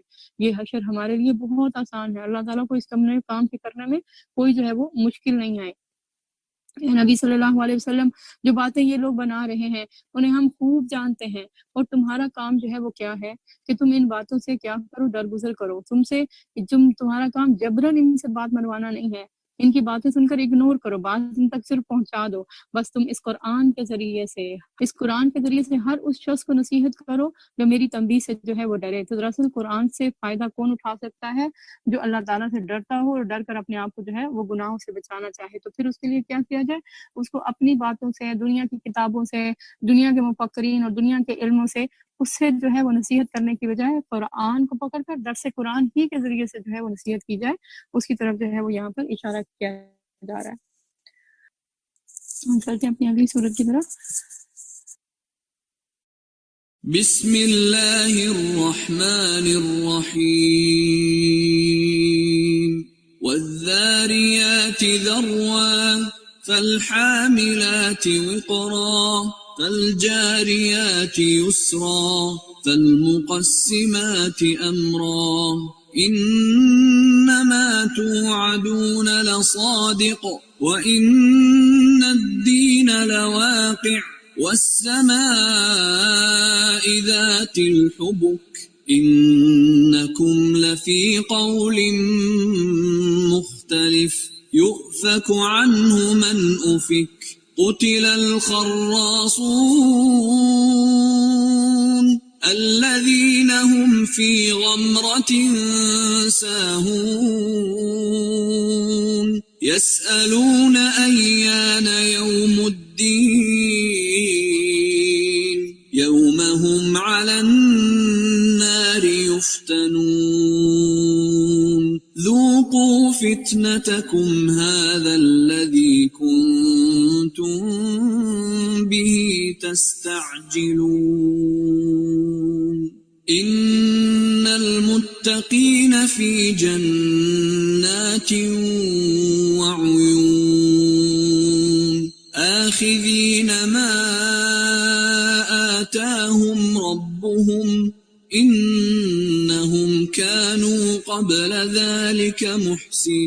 محسنين كانوا قليلا من الليل ما يهجعون وبالأسحار هم يستغفرون وفي أموالهم حق للسائل والمحروم وفي الأرض آيات للموقنين اعوذ باللہ السمیع العلیم من الشیطان الرجیم بسم اللہ الرحمن الرحیم۔ سورۃ الذاریات۔ قسم ہے ان ہواؤں کی جو گرد اڑانے والی ہیں، پھر پانی سے لدے ہوئے بادل اٹھانے والی ہیں۔ اب ہواؤں کے مختلف کام جو ہے وہ بتائے جا رہے ہیں، وہ کیا کرتی ہیں؟ وہ صرف ایسے ہی فارغ ادھر ادھر چلتی پھرتی نہیں ہے، بلکہ کوئی انتہائی ہائیلی پرپزفل کام کے لیے جو ہے ایفرٹ کر رہی ہوتی ہیں، اور پھر سبق رفتاری کے ساتھ جو ہے وہ چلنے والی ہیں، تیز تیز۔ پھر ایک بڑے کام بارش کی تقسیم کرنے والی ہوتی ہیں، یعنی بادلوں کو تقسیم کرنا اور جس جگہ پر بادلوں کو لے کر جانا ہے وہ کام کرتی ہیں۔ حق یہ ہے کہ جس چیز کا تمہیں خوف دلایا جا رہا ہے وہ سچی ہے، اور جزائے اعمال جو ہے وہ پیش ہو کر رہنی ہے۔ اب اللہ تعالیٰ ہواؤں کی تقسیم پھر بادلوں کی بات کرنے سے کیا بات سمجھانا چاہ رہے ہیں کہ جیسے اللہ نے ایک ہوا جیسی چیز پیدا کی ہے تو کسی کو نظر نہیں آتی، لیکن وہ کتنا بڑے بڑے کام کر رہی ہے۔ تو اسی طرح اس بات پر بھی یقین کر لو کہ قیامت نظر نہیں آ رہی تمہیں کہ وہ آئے گی، اور اس کا جو ہے وہ ایسا کوئی خاص آثار بھی جو ہے وہ نظر نہیں آ رہے، نشان بھی نظر نہیں آ رہے، لیکن وہ ایسے ضرور پیش آئے گی جس طرح کہ یہ ہوا جو ہے وہ کام کرتی پھرتی ہے، اور جو ہے وہ جزائے اعمال جو ہے وہ پیش آنی ہے۔ قسم ہے متفرق شکلوں والے آسمان کی۔ آخرت کے بارے میں انسانوں کی باتیں بھی ایک دوسرے سے جو ہے وہ مختلف ہیں، کہ کوئی کہتا ہے کہ قیامت آئے گی، کوئی کہتا ہے نہیں آئے گی، کوئی کہتا ہے آئے گی تو سب کو جو ہے وہ حساب کتاب کے بعد جو مٹی کر دیا جائے گا، اور کوئی کہتا ہے سب کو جنت میں بھیج دیا جائے گا۔ تو کہا یہ سب ان کے مختلف خیالات ہیں، اور اس سے جو برگشتہ ہوتا ہے یعنی کہ آخرت کے اس دن سے، وہی جو کہ حق سے جو ہے وہ پھرا ہوا ہے، یعنی جو اس بات کو صحیح معنوں میں اس عقیدے کو تسلیم نہیں کرنا چاہتا، وہ ہے جو حقیقت کو ماننا نہیں چاہتا۔ مارے گئے قیاس و گمان سے حکم لگانے والے، یہ جو اپنے علم، اپنے ظن، اپنے خیالات اور تھیریز کی بنا کے اوپر جو علم ہے یہ اس کی بات کی جا رہی ہے کہ تھیوریٹیکل علم اور اپنے خیالات کی بنا پر جو کام کرتے ہیں اس کا انجام کیا ہونے والا ہے؟ ان کے لیے تباہی کی صورت میں نکلنے والا ہے۔ جو جہالت میں غرق اور غفلت میں جو ہے وہ مدہوش ہے، یعنی اصل نالج کون سا ہے؟ جو اسٹیبلش نالج ہے اسی کی جو ہے وہ پیروی کی جانی چاہیے۔ پوچھتے ہیں آخر وہ روز جزا کب آئے گا؟ وہ اس روز آئے گا، اللہ تعالیٰ اس کا جواب دیتے ہیں، کوئی ڈیٹ نہیں بتا رہے، جب یہ لوگ آنکھ پر تو ہے جو تپائے جائیں گے۔ یعنی ان کا مقصد پوچھنے کا سوال اپنے آپ کو پریپیئر کرنا نہیں ہے، بلکہ صرف حجت بازی ہے، تو لہٰذا ان کی سزا وہاں پر اس دن کی ہوگی، اس دن یہ پہچان لے گی کہ ہاں یہ حشر کا دن ہے۔ ان سے کہا جائے گا اب چکھو مزہ اپنے فتنے کا، یعنی ایسی فضول باتوں کا جو یہ تم کرتے تھے، یہ وہی چیز ہے جس سے تم کو ڈرایا جاتا تھا، یعنی تمہیں خبردار کیا جاتا تھا، یہ وہی چیز ہے جس کے بارے میں تم جلدی مچا رہے تھے۔ البتہ متقی لوگ اس روز باغوں اور چشموں میں ہوں گے، یعنی جن لوگوں نے اس چیز کے اوپر جو ہے وہ یقین کیا اور اپنے اعمال کو درست کیا اور اس کو جو ہے وہ خوبصورت سنوارا، تو ان کو جو ہے اجر ملے گا، ان کا رب انہیں جنتوں میں جو ہے وہ ان کو داخل کرے گا، اور جو نعمتیں بھی ان کا رب انہیں دے گا اسے وہ خوشی خوشی لے رہے ہوں گے، اور جو کچھ بھی ان کا رب انہیں دے گا وہ اسے خوشی خوشی لے رہے ہوں گے۔ وہ اس دن کے آنے سے پہلے نیکوکار تھے، یعنی کہ اس دن کو دیکھ کر انہوں نے یہ توقع نہیں کی کہ، اور اللہ سے یہ نہیں کہا کہ ہمیں واپس بھیج دیں، اب ہم جو ہے وہ نیک عمل کریں گے، بلکہ اس سے پہلے ہی انہوں نے اللہ کے وعدوں پر یقین کرتے ہوئے اپنے آپ کو برے کاموں کو روک کر اور ان سے جو ہے پرہیز کرتے ہوئے اچھے کام کیے۔ اور ان کی دوسری کوالٹی کیا ہوگی؟ وہ راتوں کو کم ہی سوتے تھے۔ اللہ اکبر۔ تو یہ آج کل جیسے رمضان میں ہماری ایک روٹین بن رہی ہے نا کہ ہم تراویح بھی پڑھ رہے ہیں اور راتوں کو تھوڑا جاگ رہے ہیں، تو اس کے بعد بھی اس کو بالکل ہی ختم نہیں کر لینا، بلکہ بیلنس طریقے سے کہ سونا بھی ہے اور عبادت بھی کرنی ہے اور تہجد بھی پڑھنی ہے۔ فجر کی نماز سے اگر آپ کچھ تھوڑا سا پہلے اٹھ جائیں، صرف ہاف این آور بیفور ہی، تو آپ آرام سے جو ہے وہ تہجد ادا کر سکتے ہیں۔ تو کہا وہ راتوں کو کم ہی سوتے تھے، ہر وقت آرام ہی نہیں کرتے رہتے تھے، ان کا سارا بڑا مسئلہ یہی نہیں تھا کہ کھا لیا پی لیا اور پھر اس کے بعد جو ہے وہ راتوں کو آرام کر لیا، اور پھر کرنے کے بعد بھی کہا کہ مجھے سکون سے نیند نہیں آئی۔ سکون سے نیند آئے گی بھی نہیں، کیونکہ جب آپ مسلسل اپنے آپ ہی کو جو ہے وہ دیکھتے رہیں گے تو سکون جو ہے وہ کہیں حاصل نہیں ہوگا۔ پھر وہی رات کے پچھلے پہروں میں معافی مانگتے ہیں، یعنی اتنا سب کچھ کرنے کے بعد بھی استغفار جو ہے وہ مسلسل کرتے رہتے ہیں۔ اور ان کے مالوں میں کن کا حق ہے؟ ان کے مالوں میں حق تھا سائل کا بھی اور محروم کا بھی، جو سوال کرتا تھا اس کو بھی دیتے تھے، اور جو دیکھتے تھے سوال نہیں کر رہا لیکن اس کو ضرورت ہے اس کو بھی مدد کرتے تھے اس کی۔ زمین میں بہت سی نشانیاں ہیں یقین لانے والوں کے لیے، اور خود تمہارے اپنے وجود میں بھی نشانیاں ہیں۔ آپ صلی اللہ علیہ وسلم کے دور میں تو سائنس نے اتنی ترقی نہیں کی تھی، اور آج جب ٹیکنالوجی اور سائنس کے نتیجے میں بہت ساری چیزیں جو انسان کے اندر ہیں اور کس طریقے سے وہ کام کر رہی ہیں، اس کی کڈنیز ہے، اس کا ہارٹ ہے، اس کا برین ہے، وہ چیزیں وہ انفارمیشن جب انسان کو ملتی ہیں تو ان کے اوپر قرآن کے اوپر یقین لانا تو ہمارے لیے زیادہ آسان ہے بنسبت جو ہے وہ صحابہ کے. تو اللہ تعالیٰ کہتے ہیں کیا تم کو سوچتا نہیں ہے، سوچتے نہیں ہو اس کے اوپر؟ آسمانوں میں بھی تمہارا رزق بھی ہے اور وہ چیز بھی جس کا جو ہے وہ تم سے وعدہ کیا جا رہا ہے، یعنی تقدیر بھی جو ہے وہ آسمان سے آتی ہے اور جنت و جہنم بھی کا وعدہ بھی وہیں سے ہے. بس قسم ہے آسمان و زمین کے مالک کی، یہ بات حق ہے اور ایسے ہی یقینی ہے جیسے کہ تم جو ہے وہ بول رہے ہو. یعنی یہ جو بول چال ہے نا تمہاری، بولتے ہو دوسرا سن رہا ہے، ڈائلاگ جیسے جب چل رہا ہے، تو قیامت کا آنا یہ بھی ایسے ہی یقینی ہے. اے نبی صلی اللہ علیہ وسلم، ابراہیم کے معزز مہمانوں کی حکایت بھی تمہیں پہنچی ہے جب وہ اس کے ہاں آئے. یعنی ابراہیم علیہ السلام کے مہمان جب ان کے ہاں آئے تو انہوں نے کہا کہ آپ کو سلام ہے. اس نے کہا آپ لوگوں کو بھی سلام ہے، یعنی سلام اور پھر سلام کا جواب. کچھ ناآشنا سے لوگ معلوم ہوتے ہیں، یعنی اسٹرینجر ہیں، پہلے کبھی نہیں دیکھا. پھر وہ چپکے سے اپنے گھر والوں کے پاس گیا اور ایک موٹا تازہ بچڑا لا کر مہمانوں کے سامنے اس نے پیش کیا. اس نے کہا آپ حضرات کھاتے کیوں نہیں ہیں؟ پھر وہ اپنے دل میں ان سے جو ہے وہ ڈرا. یہاں پر ابراہیم علیہ السلام کی مہمانی کی بات جو ہے وہ دوسری دفعہ جو ہے وہ آئی ہے. تو گویا مہمان کی عزت و تکریم کرنا اور اس کے ساتھ ساتھ اس کو کھانے کے لیے چپکے سے، یہاں بات ہے یہ چپکے سے جو ہے وہ اس کے سامنے انہوں نے لا کر رکھا. تو اس کے مہمان کے پوچھے بغیر اس کے سامنے جو ہے وہ کھانے کو لا کر رکھنا، اور یہ کہ بہت زیادہ شور شرابہ بھی نہیں کرنا کہ مہمان جو ہے وہ ڈسٹرب ہو جائے یا اپنے دل میں شرمندگی محسوس کر رہے. تو اس مہمانداری کی طرف جو ہے وہ توجہ دلائی گئی ہے. اور یہ تو اسلام کے خاص شعار میں سے ہے کہ مہمان کی عزت کرنا اور اس کی جو ہے وہ مہمان نوازی اور مہمانداری کرنا. اور پھر اس میں جو ہے رادر یہ کہ مہمان سے یہ پوچھا جائے آپ کیا کھائیں گے اور آپ کیا پیئیں گے، میں لے کر آؤں یا نہ لے کر آؤں، تو یہ جو ہے وہ اصول کے خلاف ہے. تو یہاں پر اسی چیز کی طرف اشارہ کیا گیا ہے کہ انہوں نے ان سے پوچھے بغیر بھنا ہوا بچڑا، اور اس سے یہ بھی پتہ چل رہا ہے کہ ابراہیم علیہ السلام جو ہے وہ مالدار اور امیر تھے، کیونکہ بھنا ہوا بچڑا تو آج کے زمانے میں بھی آپ دیکھیں کہ کوئی اتنا آسان نہیں ہوتا اس کو بنانا. تو ان کے پاس وہ موجود بھی تھا یا ان کے پاس ایسے بنانے والے موجود تھے جس کو انہوں نے بنا دیا. تو انہوں نے جب کہا کہ آپ کھا نہیں رہے تو ابراہیم علیہ السلام نے جب ان سے پوچھا آپ نہیں کھا رہے تو انہوں نے کہا کہ آپ ڈریے نہیں، اور اسے جو ہے وہ ایک ذی علم کے لڑکے کی جو ہے وہ پیدائش کا مسئلہ سنایا. یعنی پہلے جو ہے وہ ابراہیم علیہ السلام کو خوشخبری دی. اور یہ سن کر اس کی بیوی چیختی چلاتی ہوئی آگے بڑھی اور اس نے اپنا منہ جو ہے وہ پیٹ لیا اور کہنے لگی بوڑھی اور بانجھ، یعنی ایک تو میری عمر نہیں اور اوپر سے جو ہے میں پیدا نہیں کر سکتی اولاد. انہوں نے کہا یہی کچھ فرمایا ہے تیرے رب نے، اور وہ حکیم ہے اور سب کچھ جانتا ہے، یعنی اپنی حکمت سے وہ جانتا ہے کب اس نے جو ہے کیا کام کرنا ہے. ابراہیم علیہ السلام نے کہا اے فرستادگان الہی کیا مہم آپ کو درپیش ہے؟ انہوں نے کہا ہم ایک مجرم قوم کی طرف جو ہے وہ بھیجے گئے ہیں. یعنی کہ جب کچھ خبری مل گئی ابراہیم علیہ السلام کو تو اب وہ ان کو اصل مقصد کی طرف پوچھنے لگے کہ آپ کیوں جو ہے وہ آئے ہیں، صرف یہ ایک مقصد تو نہیں ہوگا. تو انہوں نے کہا ہم ایک مجرم قوم کی طرف بھیجے گئے ہیں تاکہ ان پر جو ہے وہ پکی ہوئی مٹی کے پتھر برسا دیں جو آپ کے رب کے ہاں حد سے گزر جانے والوں کے لیے نشان زدہ ہے. یعنی ہر پتھر پر جس کو وہ لگنا تھا اس کا نام لکھا ہوا تھا. اور یہ مجرم کیوں تھے کہ ایک تو یہ نافرمان بھی تھے، اوپر سے مشرک بھی تھے، اور تیسری بات یہ کہ ہومو سیکچول بھی تھے.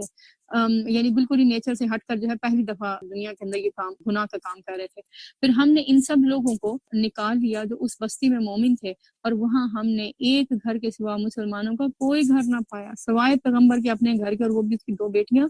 اس کے بعد ہم نے وہاں بس ایک نشانی ان لوگوں کے لیے چھوڑ دی جو کہ دردناک عذاب سے بچنا چاہتے ہیں. یعنی جو اس واقعے سے عبرت پکڑنا چاہے تو پھر اس کو جو ہے وہ اس سے ہدایت دینے کے لیے صرف اس کو وہاں پر جو ہے وہ چھوڑ دیا. اور تمہارے لیے نشانی ہے موسیٰ علیہ السلام کے قصے میں جب ہم نے اسے صریح سند کے ساتھ فرعون کے پاس بھیجا. اور اب اس قصے میں جو ہے وہ کیا نشانی ہے، وہ کیا بتایا جا رہا ہے کہ اس کے پاس بھیجا تو وہ اپنے بل بوتے پر اکڑ گیا. جو کچھ اللہ نے اس کو دیا تھا نا، جو نعمتیں دین تھی، اسی کے بنا پر اپنے آپ کو بڑا سمجھنے لگ گیا اور بولا یہ جادوگر ہے، یہ مجنون ہے، یعنی ایسی بات کیسے کر سکتا ہے. آخرکار ہم نے اسے اور اس کے لشکروں کو پکڑا اور سب کو جو ہے وہ سمندر میں پھینک دیا، اور وہ جو ہے وہ ملامت زدہ ہو کر رہ گیا. یعنی ہمیشہ کے لیے. آج بھی دیکھیں کہ فرعون کو کوئی اچھے نام سے تو کوئی بھی یاد نہیں کرتا، بلکہ برے نام ہی سے، برے لقب ہی سے جو ہے اس کو یاد آ. یعنی جب فرعون کا نام آتا ہے تو ہمارے ذہن میں کیا کوئی نیکی کی بات یاد آتی ہے یا کوئی بھلائی یاد آتی ہے اس کی، بلکہ اس کی برائیاں یاد آتی ہیں. تو تمہارے لیے نشانی ہے آگ میں جبکہ ہم نے ان کے اوپر ایک ایسی بے خبر ہوا بھیج دی کہ جس چیز پر سے بھی وہ گزر گئی اسے جو ہے اس نے بوسیدہ کر کے رکھ دیا. یعنی اس کو اٹھا کر ایسے پٹخا کہ وہ سب چیزیں جو ہیں وہ برباد ہو گئی. اور تمہارے لیے نشانی ہے سمود میں جبکہ ان سے کہا گیا تھا کہ ایک خاص وقت تک جو ہے وہ مزے کر لو، مگر اس تنبیہ پر بھی انہوں نے اپنے رب کے حکم سے سرتابی کی. آخرکار ان کے دیکھتے ہی دیکھتے یعنی کوئی مسئلہ نہیں ہوا اللہ تعالیٰ کو اس عذاب کو ان کے اوپر لاتے ہوئے، اچانک ان کے دیکھتے ہی دیکھتے ایک اچانک ٹوٹ پڑنے والے عذاب نے ان کو آ لیا، پھر نہ ان میں سے اٹھنے کی کسی میں حسکت تھی، یعنی کسی میں کوئی طاقت نہیں تھی کہ وہاں سے اٹھ کر بھاگ جاتا، اور نہ ہی وہ اپنا بچاؤ ہی کر سکتے تھے۔ اور اس سب سے پہلے ہم نے نوح علیہ السلام کی قوم کو ہلاک کیا، کیونکہ وہ فاسق لوگ تھے، یعنی یہ سب گناہ گار تھے، اللہ تعالیٰ کی نافرمانیوں کے اوپر آمادہ تھے۔ آسمان کو ہم نے اپنے زور سے بنایا ہے اور ہم اس کی پوری قدرت رکھتے ہیں، اور زمین کو ہم نے بچھایا ہے، یعنی اللہ نے اپنی طاقت سے زمین و آسمان کو بچھایا اور بنایا ہے، کسی اور نے اللہ کی مدد نہیں کی اس میں، اور ہم بڑے اچھے جو ہے وہ ہموار کرنے والے تھے، یعنی زمین کو بچھانے میں، اور ہر چیز کے ہم نے جو ہے وہ جوڑے بنائے ہیں، زمین کے اندر بھی اور زمین سے باہر بھی، جیسے دنیا کا جوڑا آخرت، اور کس کا جوڑا نہیں ہے، صرف اللہ تعالیٰ کا، صرف اس کی ذات ایسی ہے وحدہ لا شریک کی۔ اور کیوں بنایا ہے؟ تاکہ تم اس سے سبق لو، بس دوڑو اللہ کی طرف، میں تمہارے لیے اس کی طرف سے صاف صاف خبردار کر دینے والا ہوں۔ یہاں پر فَفِرُّ کے لفظ آئے ہیں، تو فرو دوڑنا انسان کب ہے؟ جب اپنے اوپر کے سارے بوجھ جو ہے وہ اتار جو ہوتے ہیں اس کے اوپر، پریشانیوں کے، غم کے، ڈپریشن کے،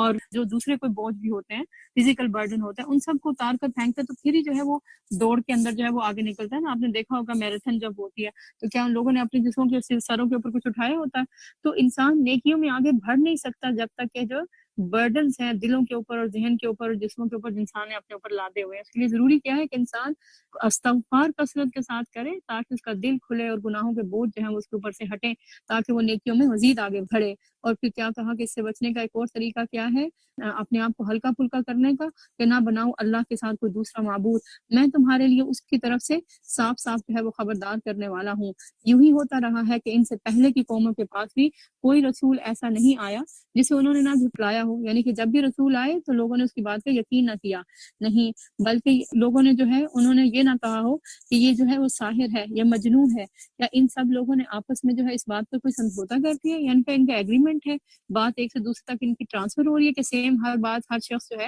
یہاں قوم یہی الزام لگاتی ہے نبی کے اوپر، نہیں، بلکہ یہ سب سرکش لوگ ہیں۔ وجہ دراصل یہ ہے کہ یہ اللہ کے حکموں کو ماننا نہیں چاہتے، اپنی من مرضی کرنا چاہتے ہیں۔ بس اے نبی صلی اللہ علیہ وسلم ان سے جو ہے وہ رخ پھیر لو، یعنی ان کو اگنور کرو، ان کے اوپر توجہ نہ دیں، یعنی آپ کا کام کیا ہے؟ اللہ کی پیغام اور رسالت کو پہنچا دینا، نہ کہ ان کی باتوں کے اوپر کھڑنا۔ تم پر کچھ بھی جو ہے وہ ملامت نہیں ہے، البتہ نصیحت کرتے رہو، کیونکہ نصیحت ایمان لانے والوں کے لیے نافع بخش ہوتی ہے، ان کو جو ہے وہ فائدہ دیتی ہے۔ جو نصیحت سے فائدہ کون نہیں اٹھاتا؟ جو کہ اللہ کی نافرمانی کرنا چاہتا ہے۔ میں نے جنوں اور انسانوں کو اس کے سوا کسی اور کام کے لیے پیدا نہیں کیا ہے کہ وہ میری بندگی کریں، یعنی اللہ تعالیٰ کا انسانوں کو دنیا کے اندر بھیجنے کا مقصد کیا ہے؟ اللہ کی فرما برداری کرے، یا پھر یہ کہ خوب اپنی جو ہے وہ ترقیاں کر کر کے اور انٹرٹینمنٹ اور یہ کہ انجوائمنٹ کر کر کے جو ہے وہ واپس اللہ ہی کو ناراض کر کے واپس اس کے حضور جو ہے وہ پہنچ جائے۔ اسی کی طرف اشارہ کیا گیا ہے کہ میں نے ان کو کیوں پیدا کیا؟ تاکہ وہ میری بندگی کریں، میری بات جو ہے وہ مانے، میرے سامنے جو ہے وہ جھکے، اور میں ان سے جو ہے وہ کوئی رزق نہیں چاہتا، اور نہ ہی یہ چاہتا ہوں کہ وہ مجھے کھلائیں۔ اللہ تو خود ہی رازق ہے، یعنی اگر تم میری فرمانبرداری کرو گے تو اس سے اللہ تعالیٰ کی قوت میں طاقت میں کوئی اضافہ نہیں ہوگا، بلکہ اللہ تو خود ہی جو ہے رازق ہے اور سب کو کھلاتا پلاتا ہے اور بڑی ہی قوت والا ہے اور زبردست ہے۔ بس جن لوگوں نے ظلم کیا ہے ان کے حصے کا بھی ویسا ہی عذاب جو ہے وہ تیار ہے،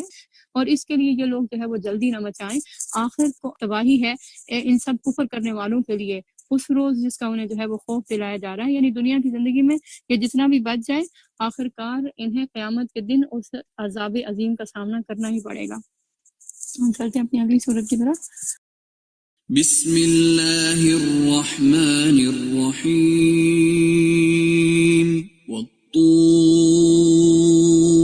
وکتاب مسطور فی رق منشور والبیت المعمور والسقف المرفوع والبحر المسجور إن عذاب ربك لواقع ما له من دافع يوم تمور السماء مورا وتسير الجبال سيرا فويل يومئذ للمكذبين الذين هم في خوض يلعبون يوم يدعون إلى نار جهنم دعا هذه النار التي كنتم بها تكذبون أفسحر هذا أم أنتم لا تبصرون اصلوها فاصبروا أو لا تصبروا سواء عليكم إنما تجزون ما كنتم تعملون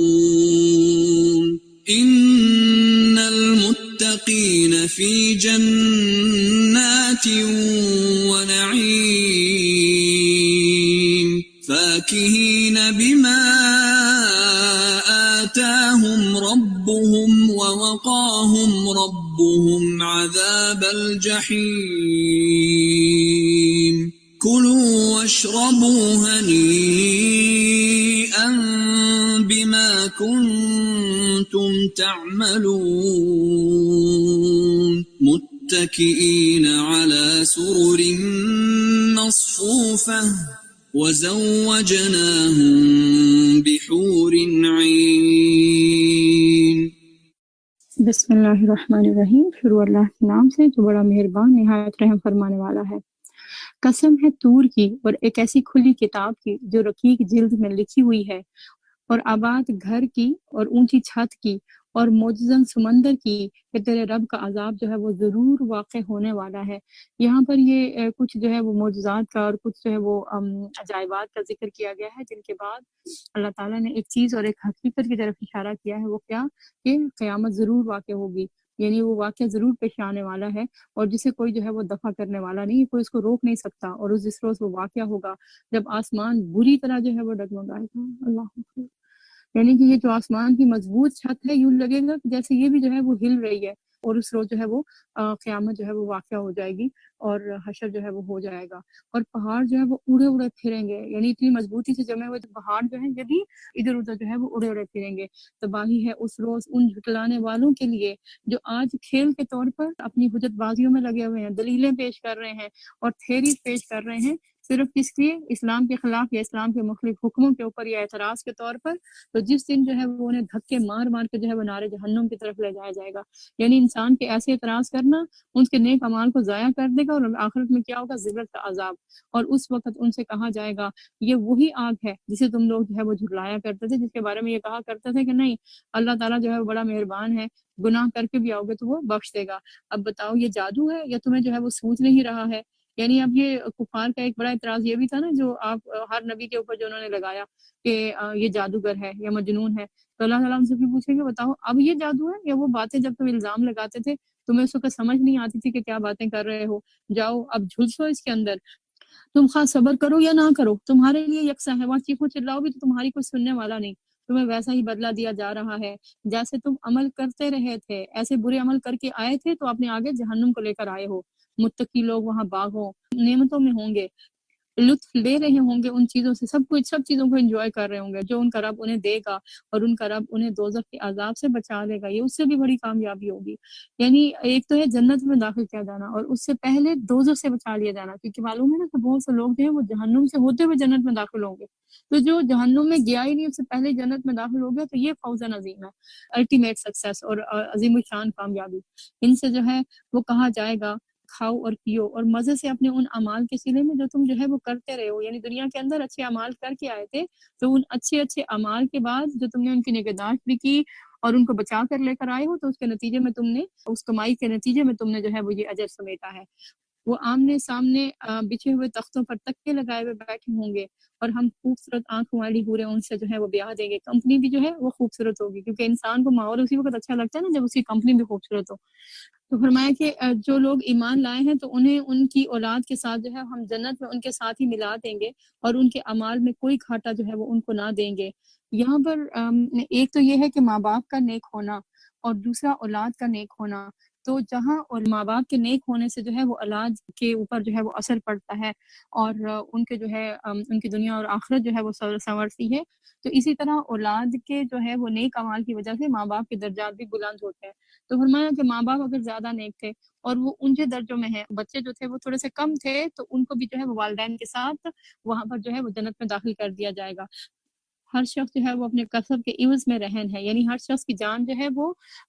جنت یا جہنم کے بدلے گروی ہے۔ اب کوئی جو ہے وہ اپنے اعمال کی وجہ سے جہنم سے اپنی گردن کو چھڑا لیتا ہے، اور کوئی جو ہے وہ جہنم کے لیے جنت کو جو ہے وہ قربان کر دیتا ہے۔ اور ہم ہر طرح کے پھل اور گوشت، جس چیز کو بھی ان کا دل چاہے گا، خوب خوب جو ہے وہ دیے چلے جائیں گے۔ دنیا میں تو بعض اوقات ہوتا ہے نا کہ فوڈ بعض اوقات بہت اچھا بھی لگ رہا ہوتا ہے، تو آپ کبھی اپنے جو ہے وہ صحت کی وجہ سے، کبھی فگر کی وجہ سے، اور کبھی جو ہے وہ کسی اور وجہ سے اس کو انجوائے نہیں کر پاتے اور یا پورا کھا نہیں پاتے، لیکن وہاں جنت میں ایسی کوئی روک ٹوک نہیں ہوگی۔ وہ ایک دوسرے سے جام شراب لپک لپک کر لے رہے ہوں گے، اور جس میں نہ کوئی جاوا گوئی ہوگی اور نہ ہی جو ہے وہ اس سے کوئی بد کرداری، اور ان کی خدمت میں وہ لڑکے دھوڑتے پھر رہے ہوں گے جو انہی کے لیے جو ہے وہ مخصوص ہوں گے، یعنی جس کا جو خادم ہوگا وہاں پر وہ ہی اس کو ملے گا، اور وہ اس کو پوری طرح سرو کر رہا ہوگا کہ اس کو انتظار نہ کرنا پڑے کہ کوئی وہ کسی دوسرے کو سرو کر رہا ہے تو اس کو کسی چیز کے لیے انتظار کرنا پڑ رہا ہے۔ اور ایسے خوبصورت جیسے چھپا کر رکھے ہوئے موتی، یہ جنت کے خادمین کی بات کی گئی ہے کہ وہ وہاں پر اتنے خوبصورت ہوں گے تو جنتیوں کی پھر کیا شان ہوگی۔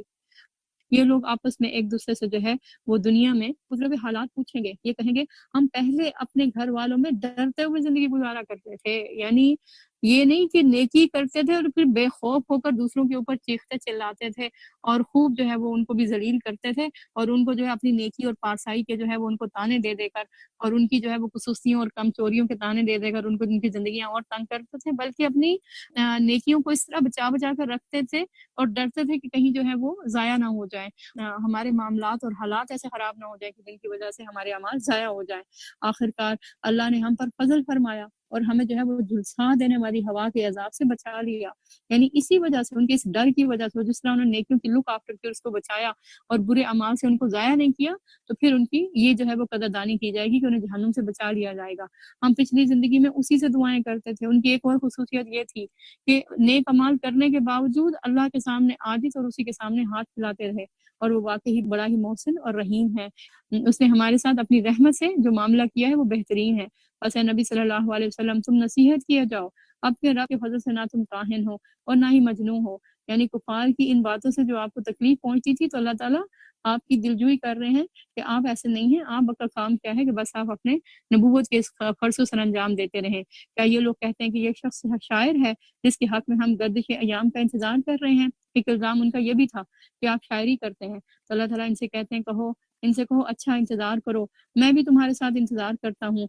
کیا ان کی عقلیں انہیں ایسی ہی باتیں کرنے کے لیے جو ہے وہ کہتی ہیں؟ کیونکہ ان کو معلوم تھا کہ شعر کیسے ہوتے ہیں اور ان کے اثرات کیسے ہوتے ہیں اور جو شاعر ہوتے ہیں ان کا کیا کیریکٹر ہوتا ہے، تو اللہ تعالیٰ کہتے ہیں ان کو سمجھ نہیں آتا کہ آپ کا تو نہ تو کیریکٹر شاعروں والا ہے اور نہ ہی جو ہے یہ جو بات کہتا ہے قرآن یہ شاعروں والی ہے، یا در حقیقت یہ اناد میں جو ہے وہ حد سے جو ہے وہ بھرے ہوئے لوگ ہیں۔ کیا یہ کہتے ہیں کہ اس شخص نے یہ قرآن خود بھر لیا ہے؟ اصل بات یہ ہے کہ یہ ایمان نہیں لانا چاہتے، یعنی اس وجہ سے یہ باتیں ایسی جو ہے وہ کر رہے ہیں۔ اگر یہ اپنے اس قول میں سچے ہیں تو اسی شان کا ایک کلام یہ خود بنا لائیں، یعنی اگر یہ کسی بشر کا کام ہے تو یہ تو اپنے آپ کو آپ سے زیادہ جو ہے وہ انٹیلیجنٹ سمجھتے ہیں، حکمت کے باپ ہیں یہ، اور بڑی بڑی باتیں کرنا جانتے ہیں، اہل عرب تھے اپنے آپ کو، اور کیا کہتے تھے کہ ہم جو ہیں وہ عربی ہیں اور باقی سب جو ہیں وہ عجمی ہیں۔ تو اللہ تعالیٰ کہہ رہے ہیں کہ پھر ان کو چاہیے کہ ایسا کلام ایسا یہ خود بھی بنا لائے۔ کیا یہ کسی خالق کے بغیر جو ہے وہ خود ہی پیدا ہو گئے ہیں، یا یہ خود اپنے خالق ہیں، یا خود ہی انہوں نے اپنے آپ کو پیدا کر لیا ہو، یا زمین و آسمان کو انہوں نے پیدا کیا ہے؟ اصل بات یہ ہے کہ یقین نہیں رکھتے، یعنی اس وجہ سے ایسی بتوقی باتیں جو ہے وہ کرتے ہیں۔ کیا تیرے رب کے خزانے ان کے قبضے میں ہیں کہ ان سے پوچھ کر جو ہے وہ اللہ تعالیٰ نبوت کو تقسیم کرتے کہ ان کو ملنا چاہیے کہ آپ صلی اللہ علیہ وسلم کو، یا ان پر انہی کا جو ہے وہ حکم چلتا ہے، یعنی اللہ تعالیٰ ان کے ڈیسیژن سے یا ان کی مرضی سے کوئی ڈیسیژن لیتے ہیں؟ یا ان کے پاس کوئی سیڑھی ہے جس پر چڑھ کر یہ عالم بالا کی سنجن لیتے ہیں؟ یعنی ان کا خیال ہے کہ آسمان کی جو باتیں ہیں اس کی خبریں ان کے پاس آتی ہیں۔ تو اللہ تعالیٰ کہتے ہیں اگر ایسی بات ہے تو لائے وہ بات جس نے سنگن لی ہو، تو یعنی جو آسمان تک گیا ہو، تو پھر جس نے سنگن لی ہو تو وہ لائے کو کھلی دلیل۔ کیا اللہ کے لیے تو ہیں بیٹیاں اور تم لوگوں کے لیے ہیں بیٹے؟ یہ ان کا ایک اور جو ہے وہ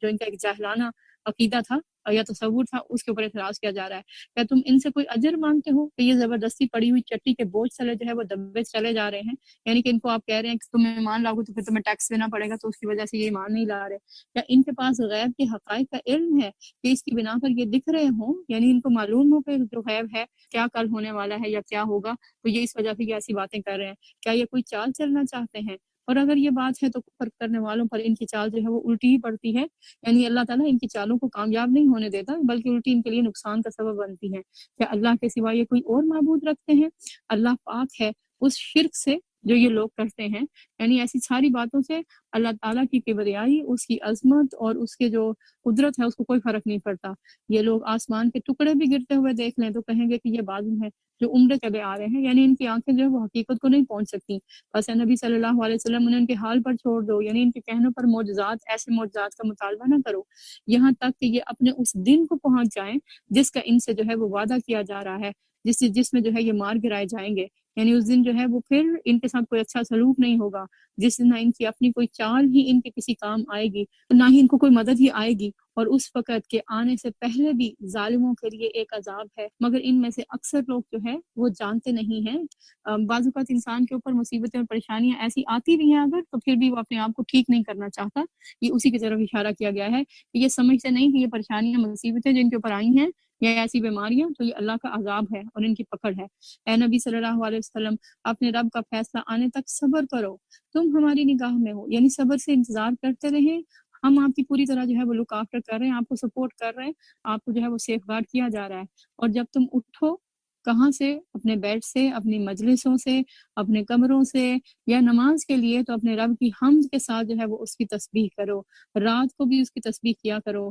اور ستارے جب پلٹتے ہیں تو اس وقت بھی تسبیح کیا کرو۔ یہاں پر تسبیح کے مختلف اوقات جو ہے وہ بتائے گئے ہیں، اور ساتھ ہی یہ بھی کہا گیا ہے کہ اے لوگوں کی جو اگر فضول باتیں جب آپ کو تنگ کر رہی ہوں، آپ کو تکلیف دے رہی ہوں، تو اس وقت جو ہے دو چیزیں آپ کو جو ہے وہ تسلی دیں گی اور آپ کو اس مصیبت کا سامنا کرنے کی جو ہے وہ طاقت دیں گی۔ ان میں سے ایک تو یہ ہے کہ صبر، یعنی اپنی زبان کو بند رکھنا، لوگوں کے الزامات کا جواب الزام کی شکل میں نہ دینا، اور دوسری بات یہ ہے کہ تسبیح، اور تسبیح کے جو اوقات بتائیں گے، رات کے وقت بھی اور اٹھتے وقت بھی، یعنی صبح کے وقت جب آپ اٹھیں اس وقت بھی، تو اس وقت اس کے رب کے ساتھ، اس کی ہم کے ساتھ تسبیح کرو، رات کے طویل اوقات میں بھی کرنی چاہیے، اور صبح کے وقت جب ستارے پلٹ رہے ہوتے ہیں یعنی فجر کی نماز کے بعد، تو اس وقت بھی تسبیح کی جائے۔ چلتے ہیں اگلی سورت کی طرف۔ بسم اللہ الرحمن الرحیم والنجم اذا هوى ما ضل صاحبكم وما غوى وما ينطق عن الهوى إن هو إلا وحي يوحى علمه شديد القوى ذو مرة فاستوى وهو بالأفق الأعلى ثم دنا فتدلى فكان قاب قوسين أو أدنى فأوحى إلى عبده ما أوحى ما كذب الفؤاد ما رأى أفتمارونه على ما يرى ولقد رآه نزلة أخرى عند سدرة المنتهى عندها جنة المأوى إذ يغشى السدرة ما يغشى ما زاغ البصر وما طغى لقد رأى من آيات ربه الكبرى۔ بسم اللہ الرحمن الرحیم۔ سورۃ النجم، شروع اللہ کے نام سے جو بڑا مہربان نہایت رحم فرمانے والا ہے۔ والنجم اذا ہوا ما ضل صاحبکم وما غوی، قسم ہے تارے کی جبکہ وہ غروب ہوا، تمہارا رفیق نہ بھٹکا ہے نہ بہکا ہے۔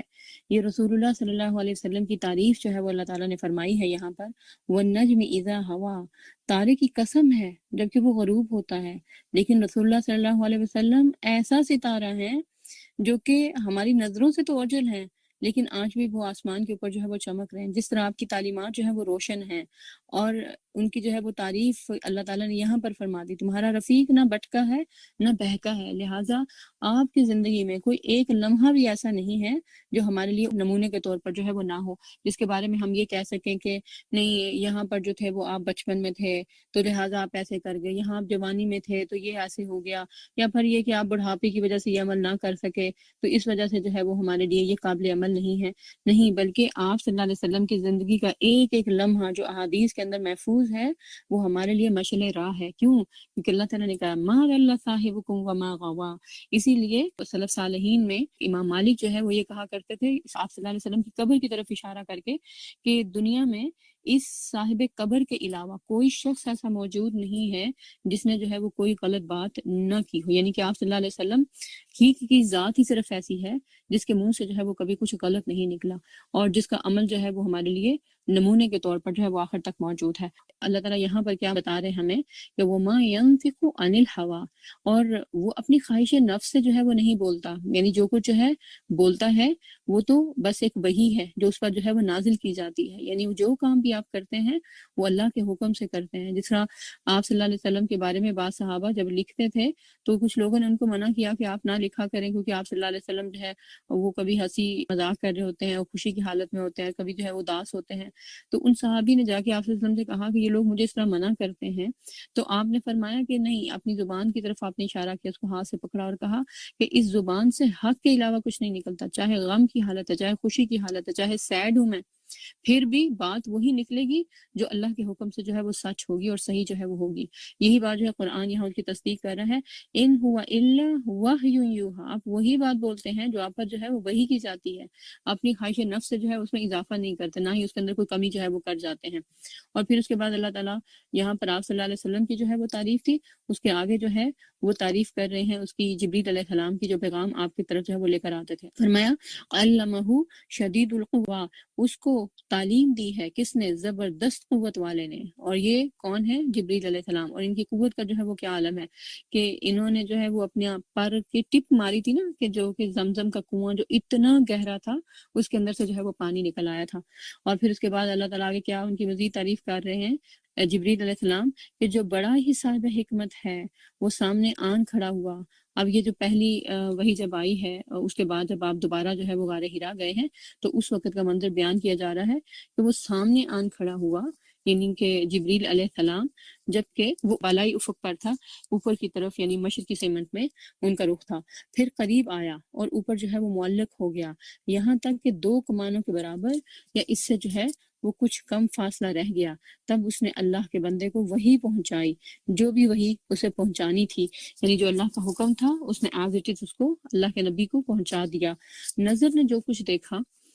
اب یہ جو بات کی گئی ہے یہاں پر اس کا اشارہ جو ہے وہ جب آپ صلی اللہ علیہ وسلم معراج پر گئے ہیں اس واقعے کی طرف ہے. اور نظر نے جو کچھ دیکھا، دل نے اس میں جو ہے وہ جھوٹ نہ ملایا. اب کیا تم اس چیز پر اس سے جھگڑتے ہو جسے وہ اپنی آنکھوں سے دیکھتا ہے؟ یعنی کہ فرشتے کو دیکھتا ہے، وہی کو جو ہے اپنے پاس آتے ہوئے دیکھتا ہے اور اس کو جو ہے وہ ریسیو کرتا ہے، اور یہی خبریں جب وہ تمہیں دیتا ہے، یعنی کہ آپ صلی اللہ علیہ وسلم کے بارے میں کہا جا رہا ہے یہاں پر اہل مکہ کو مخاطب کر کے کہ جو وہ تمہیں بتاتے ہیں پھر تمہیں جو ہے اس بات پر تعجب ہوتا ہے، تم ان سے جو ہے وہ بحث مباحثہ شروع کر دیتے ہو اور تمہیں تو یہ چیزیں نظر ہی نہیں آتی. اور ایک مرتبہ پھر اس نے اس کو سدرۃ المنتہا کے پاس اس کو دیکھا جہاں پاس ہی جو ہے وہ جنت الماوا ہے. اور یہاں پر جو ہے وہ آپ صلی اللہ علیہ وسلم نے کیا بیان کیا تھا کہ میں نے جبریل علیہ السلام کو جو ہے وہ دیکھا سدرۃ المنتہا کے پاس، ان کے 600 پر تھے اور ان کے پروں سے جو ہے وہ زمرد اور اسی طرح جو ہے وہ یاقوت وہ جو تھے وہ گر رہے تھے، یعنی موتی جو تھے وہ ان کے پروں سے گر رہے تھے. تو اتنے جو ہے وہ خوبصورت ہیں جبریل علیہ السلام بھی. اور آپ نے کہا کہ ان کے پاؤں کے اوپر جو ہے وہ نرم نرم روئے تھے، جیسے کہ بالوں کے ہلکے ہلکے وہ روئے ہوتے ہیں نا، تو وہ ان کو جو ہے وہ آپ کو نظر آ رہے تھے. اس وقت جو ہے وہ سدرا پر چھا رہا تھا جو کچھ کے چھا رہا تھا، یہ خاص طور پر اللہ تعالیٰ کی تجلی تھی. پھر آگے جو ہے وہ اللہ تعالیٰ نبی صلی اللہ علیہ وسلم کی پھر جو ہے وہ تعریف فرما رہے ہیں. معراج کا جو واقعہ ہے وہ 2 حصوں پر مشتمل ہے. یہ بھی آپ کی نشانیوں میں سے ایک نشانی ہے نبوت کی. اور اس میں جو پہلا واقعہ ہے وہ ہے مکہ سے آپ کا جو ہے وہ یروشلم تک کا سفر، اور وہاں سے پھر جو ہے وہ آپ واپس جو ہے وہ آسمان تک کا سفر. تو یہاں پر سورہ نجم کے اندر جو آسمانی سفر تھا اور جو کچھ آپ نے آسمان پر دیکھا اس وقت اللہ تعالیٰ کی بڑی بڑی نشانیاں اور معجزے، ان کی طرف اشارہ کیا جا رہا ہے۔ تو یہاں پر ایک چیز اس کا کہا گیا سدرہ پر چھا رہا تھا، جو کچھ کا چھا رہا تھا، یعنی تمہیں سمجھ ہی نہیں آ سکتی تمہیں کیا بتایا جائے کہ کیا چھا رہا تھا۔ تو اس سے مراد جو ہے وہ اللہ تعالیٰ کی تجلیات ذاتیات ہیں۔ اور یہاں فرمایا گیا کہ نگاہ نہ چنڈیائی اور نہ حد سے جو ہے وہ تجاوز ہوئی۔ آپ صلی اللہ علیہ وسلم انتہائی باوقار طریقے سے وہاں پر جو ہے وہ کھڑے تھے اللہ تعالیٰ کی وحی کو لینے کے لیے، اور یہ نہیں تھا کہ وہ جو کچھ چھا رہا تھا وہ اتنا امیزنگ تھا اور میسمرائز تھا کہ آپ صلی اللہ علیہ وسلم اسی سحر میں کھو جاتے۔ ایسا ہوتا ہے نا کہ آپ کسی ایسی جگہ پر جاتے ہیں جہاں پر آپ نے جو ہے وہ کوئی امپورٹنٹ بات کرنی ہوتی، کوئی میٹنگ ہوتی ہے، تو میٹنگ سے پہلے وہ جو کمرہ ہوتا ہے جہاں آپ کو بٹھایا گیا ہوتا ہے ویٹنگ روم، آپ اس کے سحر میں گرفتار ہو جاتے ہیں، اور اکثر جو ہے وہ جب اچانک آپ کی ملاقات ہوتی تو آپ وہ بات بھول جاتے ہیں جو آپ کرنے آئے تھے یا جو آپ سے جو ہے وہ کی جانی تھی، اس کو پراپرلی رسپونڈ نہیں کر پاتے۔ لیکن آپ صلی اللہ علیہ وسلم جس کام کے لیے گئے تھے انتہائی فوکسڈ رہے، اور ارد گرد کا جو ماحول تھا اس نے بھی جو ہے وہ آپ کے اس فوکس میں اور آپ کے اس یکسو ہونے میں جو ہے وہ کمی نہیں کی۔ اس نے اپنے رب کی بڑی بڑی نشانیاں دیکھی، اور یہ بڑی بڑی نشانیاں دیکھ کر وہ ایک دم حیرت زدہ ہو کر اپنے مقصد کو، اللہ سے ملاقات کو جو کرنے کے لیے آئے تھے، اور وہ جو خوشی تھی اور وہ جو میسیجز آپ نے لینے تھے، ریسیو کرنے تھے، ان کو نہیں بھول گئے، بلکہ پوری طرح سے بڑے باوقار انداز میں اس وحی کو لیا، اللہ تعالیٰ سے باتیں کی، اور وہ باتیں جو کچھ بھی تھیں من و ان جو ہے وہ پھر ہمیں آگے پہنچائیں۔ اب ذرا بتاؤ تم نے کبھی اس لات اور اس عزا اور تیسری ایک اور دیوی منات کی حقیقت پر بھی کچھ غور کیا ہے؟ یعنی کہ اللہ کے نبی صلی اللہ علیہ وسلم جو باتیں تمہیں بتا رہے ہیں وہ تو تمہارے لیے بڑی حیرت کا باعث ہے، اور جن کو تم جو ہے وہ بڑا مانتے ہو، بڑی تمہارے نزدیک ان کی عزت ہے، ان پر بھی کچھ غور کیا؟ یہ کیا چیز ہے؟ کیا بیٹے تمہارے لیے ہیں اور بیٹیاں خدا کے لیے ہیں؟ اور یہ تو بڑی دھاندلی کی تقسیم ہے، یعنی کہ تم اللہ کو وہ دینا چاہتے ہو جو ہے تم خود پسند نہیں کرتے۔ اگر تمہیں واقعی جو ہے اس سے محبت ہوتی تو پھر تم اس کے لیے بھی وہی کچھ پسند کرتے جو کہ تمہارے اپنے لیے تھی۔ دراصل کچھ نہیں ہے مگر بس چند نام جو تم نے اور تمہارے باپ دادا نے خود ہی رکھ لی ہیں، یعنی یہ جن کو تم بڑی عزت و تعظیم دیتے ہو، اللہ نے ان کے لیے کوئی سند نازل نہیں کی ہے۔ حقیقت یہ ہے کہ لوگ محض وہم و گمان کی جو ہے وہ پیروی کر رہے ہیں، اور میجورٹی اس وقت کے لوگوں کا بھی یہی حال تھا جو اللہ کے نافرمان تھے، اور دنیا کے اندر آج بھی جو ہے جو اللہ کے نافرمان ہیں ان کا یہی حال ہے، چاہے وہ کلمہ پڑھ کے ہیں یا کلمہ پڑھے بغیر ہیں۔ وجہ کیا ہے؟ محض وہم و گمان کی پیروی، آئی تھنک کر کے، میرا خیال ہے، بس میرا دل کہتا ہے، میرا وجدان کہتا ہے۔ یہ دل اور وجدان جو ہے یہ کچھ نہیں ہوتے، یہ وہی جو آتی ہے، جو اللہ کی تعلیم ہے، قرآن کی تعلیمات ہے، یہ اسی وجدان کو، اسی دل کو، اسی دماغ کی سوچوں کو ہی تو جو ہے وہ کنٹرول کرنے کے لیے آئی ہیں۔ یہ وہی کو جو ہے وہ قابو نہیں کر سکتی کہ چونکہ آپ کو اس کی بات سمجھ میں نہیں آ رہی تو لہٰذا فیصلہ آپ سے آپ کی خواہشات کے مطابق ہوگا، نہیں۔ اللہ تعالیٰ یہاں یہی بات بتا رہے ہیں، یہ محض وہم و گمان کی پیروی کر رہے ہیں اور اپنی خواہشات کے مرید بنے ہوئے ہیں۔ جو ان کا دل چاہتا ہے نا، جو ان کی چاہت ہوتی ہے، جو ان کی خواہش ہوتی ہے، بس اسی کے پیچھے جو ہے وہ چلتے ہیں۔ خواہشات نفس جو ہے یہ انسان کے لیے برائیوں کے راستے کھولتے ہیں، انسان کے لیے بری بری حرکتیں کرنا جو ہے وہ آسان ہو جاتا ہے، کیونکہ بس میرا دل چاہ رہا ہے، اور اس میں کیا برائی ہے؟ مجھے تو اس میں کوئی برائی نظر نہیں آتی۔ کیوں نظر نہیں آتی؟ کیونکہ جو ہے وہ کام وہی کرنے کو دل چاہ رہا ہوتا ہے۔ حالانکہ اللہ تعالیٰ کیا کہتے ہیں، ان کی رب کی طرف سے ان کے پاس ہدایت آ چکی ہے، بتایا جا چکا ہے کہ جو تمہاری خواہش ہے حق اس کے بالکل برعکس ہے، وہ نہیں ہے جو تم چاہتے ہو۔ اللہ تعالیٰ کیا پوچھ رہے ہیں؟ انسان کے لیے کیا وہی کچھ ہے جو کچھ وہ چاہے؟ کیا اس کے لیے وہی حق ہے؟ ایسا نہیں ہو سکتا کہ ہم جو ہے وہ جس چیز کو حقیقت بنانا چاہے، ہماری خواہشات اس کو حقیقت بنا کے سامنے جو ہے وہ کھڑا کر دیں۔ حقیقت تو وہی ہے جو یونیورسل ہوتی ہے، جو سب کو جو ہے وہ نظر آتی ہے اور سب کے لیے یکساں ہوتی ہے۔ دنیا اور آخرت کا مالک تو اللہ ہی ہے۔ آسمانوں میں کتنے ہی فرشتے ہیں جن کی شفاعت ان کے کچھ بھی جو ہے وہ کام نہیں آ سکتی، یعنی انہوں نے جو اللہ کی بیٹیاں بنایا فرشتوں کو اس لیے تاکہ اللہ کے حضور ان کی سفارش کر سکے، تو اللہ تعالیٰ کہتے ہیں ان کی سفارش کچھ کام نہیں آئے گی جب تک کہ اللہ کسی ایسے شخص کے حق میں اس کی اجازت نہ دے جس کے لیے کوئی عرضداشت ہے وہ سننا چاہے۔ تو ظاہر ہے اگر اللہ تعالیٰ کسی کے لیے سننا چاہے گا تو چاہے فرشتوں کو اشارہ کرے وہ شفاعت کرے، یا انسانوں کو اشارہ کرے، رسول، انبیاء یا ولی جن کو بھی، تو اللہ تعالیٰ ان کی شفاعت کو جو ہے وہ سنے گا اور اس کو جو ہے وہ پسند بھی کرے۔ مگر جو لوگ آخرت کو نہیں مانتے وہ فرشتوں کو دیویوں کے ناموں سے موسوم کرتے ہیں، یعنی دیویوں کے نام انہوں نے دے رکھے ہیں، حالانکہ اس معاملے کا کوئی علم انہیں حاصل نہیں ہے، وہ محض گمان کی پیروی کر رہے ہیں۔ پھر جو ہے بات ان کے اپنے ہی ذہنی خیالات کی، اور گمان حق کی جگہ پر کچھ بھی کام نہیں آ سکتا۔ پس اے نبی صلی اللہ علیہ وسلم، جو شخص ہمارے ذکر سے منہ میں پھیرتا ہے، ایک تو اللہ کا ذکر ہے جو کہ تسبیح تحمید کی شکل میں ہے، تحلیل کی شکل میں، اور دوسرا ذکر جو کہ الذکر ہے، جو قرآن ہے، اس کا ذکر یہاں پر کیا جا رہا ہے کہ جو ہمارے ذکر سے منہ پھیرتا ہے۔ قرآن کے اندر کیا ہے؟ اللہ تعالیٰ کا ذکر ہی ہے نا، اللہ کی باتیں ہیں، ہم انسانوں کے لیے پیغامات ہیں ہمارے لیے، اور ہمارے بارے میں بتایا گیا ہے کہ تم کیا کرو گے تو تم کہاں پہنچو گے، اور کیا نہیں کرو گے تو اللہ کی جو ہے وہ رحمت تمہارے حصے میں آ جائے گی۔ تو یہاں یہی بتایا گیا ہے کہ پس اے نبی صلی اللہ علیہ وسلم، جو شخص تمہارے ذکر سے منہ پھیرتا ہے، یہ بات سننا ہی نہیں چاہتا اور دنیا کی زندگی کے سوا جسے کچھ مطلوب نہیں ہے، یعنی اگر اس قرآن کی طرف بھی آتا ہے تو اس لیے اس کو پڑھ لوں، اس سے گھر میں برکت ہو جائے گی، اور یہ کہ کچھ وظیفے پڑھ لیتا ہے کہ رزق مل جائے گا، کچھ وظیفے پڑھ لیتا ہے روزی میں اضافہ ہو جائے گا، رشتہ ہو جائے گا، کہیں پر جو ہے وہ جانا آسان ہو جائے گا، اس سے فال نکالنی ہے تاکہ نام جو ہے وہ میں رکھ سکوں۔ ٹھیک، تو یہ سارے کیا ہیں؟ دنیا کی زندگی کے معاملات جن کے لیے اس قرآن کی طرف جو ہے وہ رجوع ہوتا ہے۔ تو کہا جس کا سارا جو ہے وہ مقصد کیا ہے؟ دنیا کی زندگی، دنیا کی زندگی کے سوا جسے کچھ اور مطلوب نہیں ہے، اسے اس کے حال پر چھوڑ دو۔ ایسے لوگوں کو پھر کوئی راہ نہیں دکھا سکتا۔ ان لوگوں کا مبلغ علم بس یہی کچھ ہے، یعنی کہ ان کے علم کی حقیقت یہی کچھ ہے، اس سے زیادہ اس کتاب کے بارے میں وہ کچھ جانتے ہی نہیں ہے۔ یہ بات تیرا رب بھی زیادہ بہتر جانتا ہے کہ اس کے راستے سے کون بھٹک گیا ہے، کیونکہ جب لوگ ایسے کام کرتے ہیں نا تو پھر وہ اپنے آپ کو بڑا صحیح بھی سمجھتے ہیں، اور پھر ان کے مقابلے میں کوئی دوسرا ان کو کہے نا کہ اللہ تعالیٰ نے تو یہ بات بتائی ہے قرآن میں، تو وہ اس کو کیا کہتے ہیں؟ یہ گمراہ ہے، یا اس کے لیے کوئی اور جو ہے وہ ادبی گالی انہوں نے ڈیوائس کی ہوتی ہے۔ تو اللہ تعالیٰ کہتے ہیں ان کو چھوڑ دیں، ان سے بحث نہ کرو، اللہ ہی جانتا ہے کون ان کے اس کے راستے سے بھٹک گیا ہے اور کون جو ہے وہ سیدھے راستے پر ہے۔ اور زمین و آسمان کی ہر چیز کا مالک اللہ ہی ہے، تاکہ اللہ برائی کرنے والوں کو ان کے برے عمل کا بدلہ دے اور ان لوگوں کو اچھی جزا سے نوازے جنہوں نے نیک رویہ اختیار کیا ہے، یعنی جو اپنے رب کی بات سن کر، اس کا ذکر سن کر بڑے نہیں بنے، اکڑے نہیں، بلکہ اللہ کی طرف انہوں نے رجوع کر لیا اور اچھے اعمال کیے۔ اور پھر آگے ان کے اور کام جو ہے وہ بتائے جا رہے ہیں، وہ کیا ہے کہ جو بڑے بڑے گناہوں اور کھلے کھلے کبھی افعال سے جو ہے وہ پرہیز کرتے ہیں، یعنی کہ جو فحش کام ہیں برائی کے، ان سے بھی جو ہے وہ پرہیز کرتے ہیں، الا یہ کہ کچھ حضور ان سے سرزد ہو جائے کہ اچانک ٹی وی آن ہوا، کوئی منظر سامنے آ گیا، یا فون آن کیا، کوئی ایسا میسج، کوئی ایسی پکچر سامنے آ گئی، باہر نکلے کچھ ایسا نظر آ گیا، تو نظر تو پڑ ہی گئی، تو وہ بھی تو ظاہر ہے کہ گناہ ہے۔ تو اللہ تعالیٰ کہتے ہیں الا یہ کہ کچھ ایسا ان کو اچانک نظر آ جائے تو پھر وہ کیا کرتے ہیں؟ اس پر جم نہیں جاتے، فوراً نظریں ہٹا لیتے ہیں۔ تو بلا شبہ تیرے رب کا دامن مغفرت بہت وسیع ہے، پھر توبہ کر لیتے ہیں تو اللہ تعالیٰ ایسے لوگوں کو اپنی دامن رحمت میں جگہ دیتے ہیں۔ وہ تمہیں اس وقت سے خوب جانتا ہے جب اس نے زمین سے تمہیں پیدا کیا اور جب تم اپنی ماؤں کے پیٹوں میں ابھی جنین ہی تھے، یعنی اس وقت جو ہے وہ صرف ایک ایمبریو کی فارم میں تھے۔ دیکھیں جب بچہ پیدا ہوتا ہے تو ظاہر ہے کہ وہ ماں کے اندر سے بھی کچھ سیل لیتا ہے اور باپ کے پاس سے بھی جو ہے وہ کچھ سیل آتے ہیں، دونوں ملتے ہیں تو ظاہر ہے کہ بچہ وجود میں آتا ہے۔ تو اب وہ جو سیلز ہیں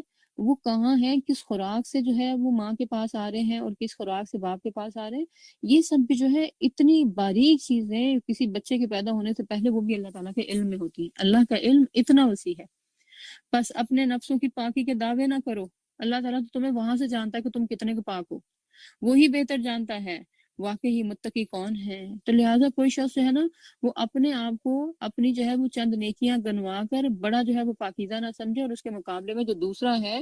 جس نے اتنی نیکیاں نہیں کی اس کو کمتر نہ سمجھے۔ مراد جو ہے وہ اس سے یہ ہے۔ بس نبی صلی اللہ علیہ وسلم، تم نے اس شخص کو بھی دیکھا جو راہ خدا سے پھر گیا اور تھوڑا سا دے کر رک گیا، جو راہ خدا سے پھر گیا اور تھوڑا سا دے کر رک گیا، اس نے بس سوچا کہ جتنا میں نے کر لیا یہ کافی ہے، میں بس رمضان میں جو ہے میں یہ کام کر لیتا ہوں، باقی سارا سال میری چھٹی۔ تم نے اس شخص کو دیکھا جو راہ خدا سے پھر گیا، اچھا بھلا قرآن کی طرف تھا، اٹیچ تھا، دل جو ہے وہ بدل گیا تھا، اللہ کی طرف جو ہے وہ آ رہا تھا، اور جیسے ہی رمضان ختم ہوا وہ جو رمضان کا مسلمان تھا وہ پھر کیا بن گیا؟ نافرمان بن گیا۔ تھوڑا سا دیا اس نے رمضان کے اندر جو ہے وہ دن رات بھی خرچ کیا تو تھوڑا سا ہی ہے نا باقی ساری زندگی کے مقابلے میں، تو باقی پھر سارا سال جو ہے وہ پھر نہ صدقہ دینے کا خیال ہے اور زکوٰۃ بھی جو کہ ایک ہی دفعہ نکال دی ہے، تو اب دوبارہ رمضان آئے گا تو پھر ہی دیں گے نا، اور رکیا سارے سال میں کوئی نیکی کرنے کی کوشش ہی نہیں سمجھی۔ کیا اس کے پاس غیب کا علم ہے کہ وہ حقیقت کو دیکھ رہا ہے کہ یعنی جو اس نے دیا ہے وہ کافی ہے اس کے لیے، اور یہ کہ اس کی وجہ سے وہ جنت میں داخل کر دیا جائے گا؟ کیا اسے ان باتوں کی کوئی خبر نہیں پہنچی جو موسیٰ علیہ السلام کے صحیفوں اور ابراہیم علیہ السلام کے صحیفوں میں جو ہے وہ بیان ہوئی ہے؟ اور کیا بیان ہوئی ہیں؟ جنہوں نے وفا کا حق ادا کر دیا ان کے صحیفوں میں بھی یہی بات بیان ہوئی تھی کہ زندگی کے آخری سانس تک جو ہے وہ اللہ تعالیٰ کے ساتھ اپنا کیا ہوا وعدہ جو ہے اس کو پورا کرنا ہے، یعنی حیات و ممات کے جو فتنے ہیں یہ انسان کے ساتھ آخر تک رہیں گے اور انسان کو شیطان بہکاتا رہے گا، وسوسے دلاتا رہے گا۔ تو لہٰذا کیا ضروری ہے؟ انسان نہ اللہ کی راہ سے ہٹنے کی کوشش کرے نہ اس کے ذکر سے منہ موڑنے کی کوشش کرے، اس کے ساتھ بھی لگا رہے، پھر اس کے بعد نیکی کا جو بھی کوئی موقع آئے، چاہے وہ مال و دولت کو خرچ کر کے آئے یا چاہے اپنی صلاحیتوں کو دوسروں کے ساتھ یہ استعمال کر کے آئے، کسی بھی نیکی کے موقع کو ہاتھ سے جو ہے وہ گنوانے کی کوشش نہ کرے. یہی جو ہے وہ کامیابی ہے، اور یہی اللہ تعالیٰ کے ساتھ اپنی محبت اور وفا کو ثابت کرنا ہے. اور یہ کہ کوئی بوجھ اٹھانے والا کسی دوسرے کا بوجھ نہیں اٹھائے گا، دنیا میں کسی دوسرے کی وجہ سے برائی نہ کی جائے. اور یہ کہ انسان کے لیے کچھ نہیں ہے مگر وہ جس کی اس نے جو ہے وہ سعی کی. یعنی صرف تمنائیں کرنے سے وہ آخری منزل انسان کی آسان نہیں ہوگی، وہاں پر گھر نہیں ملے گا. اس کے لیے کوشش کرنا پڑے گی، جد و جہد کرنا پڑے گی، اٹھنا پڑے گا، اٹھ کے جو ہے وہ کوئی کام کرنا پڑے گا. اگر صرف خواہشات کرنے سے انسان کامیاب ہو پاتا تو پھر دنیا میں سارے ہی لوگ جو ہیں ان کو جو ہے وہ جنت مل جاتی، پھر کسی کے لیے جو ہے وہ جہنم میں جانے کا تو کوئی موقع ہی نہیں تھا. اس لیے یہاں پر کیا کہا گیا ہے،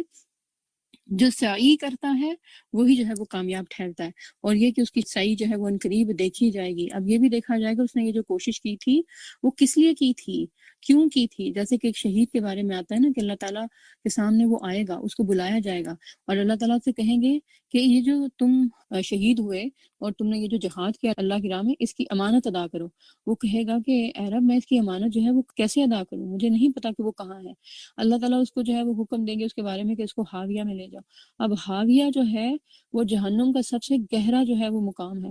اور وہاں پر جو ہے وہ اس کو لے جایا جائے گا اور اس کو جو ہے وہ دکھایا جائے گا. تو وہ جو ہے وہ اس کو پہچان لے گا، پھر اس کو جو ہے وہ اٹھا کر اپنے کندھوں پر لا دے گا اور نکلنے کی کوشش کرے گا. وہ اس کے کندھوں سے جو ہے وہ اتر جائے گی، وہ پھر اس کو اٹھائے گا اور یہاں تک کہ یہ سب کچھ ہے وہ کرتا رہے گا. اس سے مراد یہ ہے کہ انسان جو کوئی بھی نیک عمل کرے اگر خالصتاً وہ اللہ کو خوش کرنے کے لیے نہیں ہے تو جو کوئی وہ کوشش کر رہا ہے اس کی وہ کوشش بھی اس کو کوئی فائدہ نہیں دے گی. اس لیے کہ اس کی وہ صحیح عنقریب دیکھی جائے گی، وہ کس لیول کی ہے، کس ٹائپ کی تھی، کیا کرنے کے لیے تھی، کیا وجہ تھی، کیا کس طریقے سے جو ہے وہ کام کیا گیا.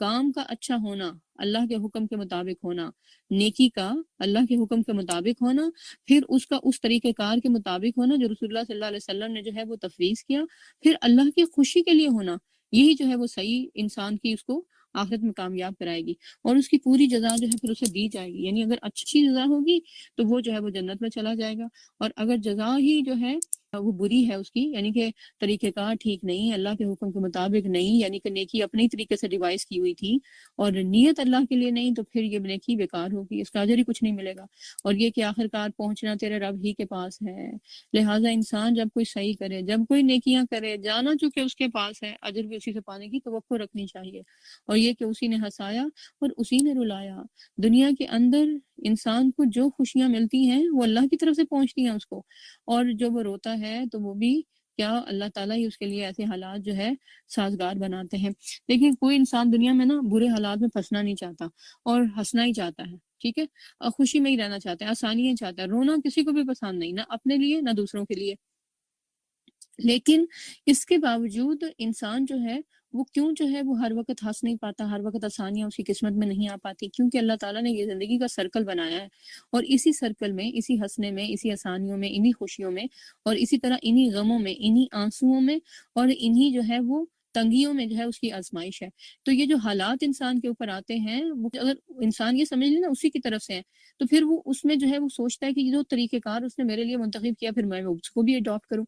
اور پھر جب انسان اس طریقہ کار کو اڈاپٹ کرتا ہے اور اجر بھی اس سے پانے کی امید رکھتا ہے تو کامیاب ہو جاتا ہے. لیکن اگر اسی چیز کو دنیا کے لوگوں کی طرف لے جاتا ہے، وہ فلاں کی وجہ سے میں جو ہے وہ خوش ہوا، اور فلاں کی وجہ سے ناراض ہوا، اور فلاں کی وجہ سے میرے ساتھ جو ہے وہ یہ کچھ ہوا، تو پھر کیا ہوتا ہے کہ وہ لوگوں کے ساتھ ہی ساری زندگی جو ہے وہ معاملہ کرنے میں مصروف رہتا ہے، اور اللہ تعالیٰ کا اس کو خیال ہی نہیں آتا. نہ اللہ کے ساتھ اپنے حالات بدلتا ہے، نہ اللہ کے ساتھ اپنی قربت میں اضافہ کرتا ہے، اور نہ ہی اللہ تعالیٰ کے مطابق زندگی کو گزارنے کی کوشش کرتا ہے. تو لہٰذا یہاں یہ بتایا گیا اسی نے ہنسایا، اسی نے اسباب پیدا کیے کہ تم ہنس سکو، اور پھر اسی نے جو ہے ان خوشیوں کو تمہاری زندگی میں لانے والے جو اسباب تھے ان کو بدل دیا.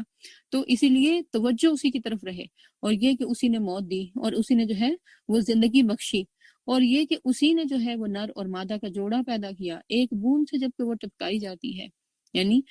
ماں کے پیٹ میں. اور یہ کہ دوسری زندگی بخشنا بھی اسی کے ذمہ ہے. جس طرح اس دنیا میں اس نے بھیجا ہے، دوسری دنیا میں دوبارہ انسان کو اٹھا کھڑا کرنا یہ بھی اس کی ذمہ داری ہے. اور یہ کہ اسی نے غنی کیا اور جائیداد بخشی، اور یہ کہ وہی شعراء کا رب ہے، یعنی ستارے کا جس کا نام ہے. لہٰذا کیا انسان کو بتایا جا رہا ہے کہ شعراء کو سجدہ نہ کرو، بس کہ اس رب کو سجدہ کرو جس نے اس کو پیدا کیا ہے. اور یہ کہ اسی نے عاد اولیٰ کو ہلاک کیا اور ثمود کو ایسا مٹایا کہ ان میں سے کسی کو باقی نہ چھوڑا، یعنی جو اللہ کے نافرمان تھے پھر وہ دنیا میں نہ بچے. ان سے پہلے قوم نوح کو تباہ کیا کیونکہ وہ تھے ہی سخت ظالم اور سرکش لوگ، اور اوندی گرنے والی بستیوں کو بھی اسی نے اٹھا پھینکا، پھر چھا دیا ان پر جو کچھ کہ تم جانتے ہو کہ کیا چھا دیا۔ یہ لوط علیہ السلام کی بستی کہ پہلے اس کو آسمان پر سے اٹھا کر نیچے پھینکا گیا، اور پھر سمندر جو تھا یعنی کہ زمین کے نیچے کا پانی وہ ان کے اوپر جو ہے وہ آ گیا۔ بس اے مخاطب، اپنے رب کی کن کن نعمتوں میں جو ہے تم شک کرے گا؟ یعنی اللہ تعالیٰ نے تمہیں جو زندگی دی اور اتنی نعمتیں دی، کیا تم یہ شک کرتے ہو یہ اللہ کی طرف نہیں ہے؟ تم نے خود ہی جو ان کو بنا لیا۔ اور انسان جب تک نعمتوں کا احساس نہیں کرتا ان کی قدر بھی نہیں کرتا، قدر نہیں کرتا تو پھر اللہ کا شکر گزار بھی نہیں ہوتا۔ لہٰذا کہا کہ تم ان کے بارے میں شک کرتے ہو کہ تمہیں اللہ نے نہیں دی ہے۔ یہ ایک تنبیہ ہے، پہلے آئی ہوئی تنبیہات میں سے ہے۔ آنے والی گھڑی قریب آ لگی ہے، انسان کی موت کا وقت بھی قریب ہے اور قیامت کی گھڑی بھی قریب ہی ہے۔ انسان اس کو دور سمجھتا ہے اور اس کے سوا اس کو کوئی جو ہے وہ مٹانے والا نہیں ہے، کوئی اس کو جو ہے وہ ہٹانے والا نہیں ہے۔ اب کیا یہی وہ باتیں ہیں جن پر تم اظہار تعجب کرتے ہو کہ وہ جو ہے وہ گھڑی قریب آنے والی ہے اور قیامت آنے والی ہے؟ اللہ تعالیٰ پوچھتا ہے کہ تمہیں اس کے اوپر تعجب ہے؟ تمہیں جو ہے وہ حیرانگی ہوتی ہے اس کے اوپر؟ تم اظہار تعجب کرتے ہو، ہنستے ہو اور روتے نہیں ہو؟ کیونکہ تمہیں تو رونا چاہیے جس قسم کے تمہارے اعمال ہیں، اور گاہ بجا کر انہیں ٹالتے ہو۔ اور جو ہے وہ اپنی اس ٹینشن کو دور کرنے کے لیے بھی کبھی خیال آ جاتا ہے نا کہ مر جانا ہے اور قبر میں جو ہے وہ جانا پڑے گا، تو پھر اس وقت جو ہے وہ کیا کرتے ہو اس ٹینشن کو دور کرنے کے لیے، فرسٹریشن کو دور کرنے کے لیے؟ وہ کیا ہے جی کہ میوزک لگا لیا، یا پھر یہ کہ کسی انٹرٹینمنٹ کی طرف چلے گئے تاکہ یہ خیال ہی جو ہے وہ ذہن سے چلا جائے، اور گاہ بجا کر جو ہے وہ انہیں ٹالتے ہو۔ تو تمہارے اس طرح ٹالنے سے وہ گھڑی تو نہیں ٹل جائے گی، تو لہٰذا ضرورت کیا ہے اس کے لیے کوششیں کرنے کی، اور اس کے لیے اپنے آپ کو جو ہے وہ تیار کرنے کی، اچھے اعمال کرنے کی۔ اور وہ اچھے اعمال یہاں بتائے جا رہے ہیں، کیا کرو؟ جھک جاؤ اللہ کے آگے، اللہ کی فرمان برداری اختیار کر لو، نمازوں کے اندر بھی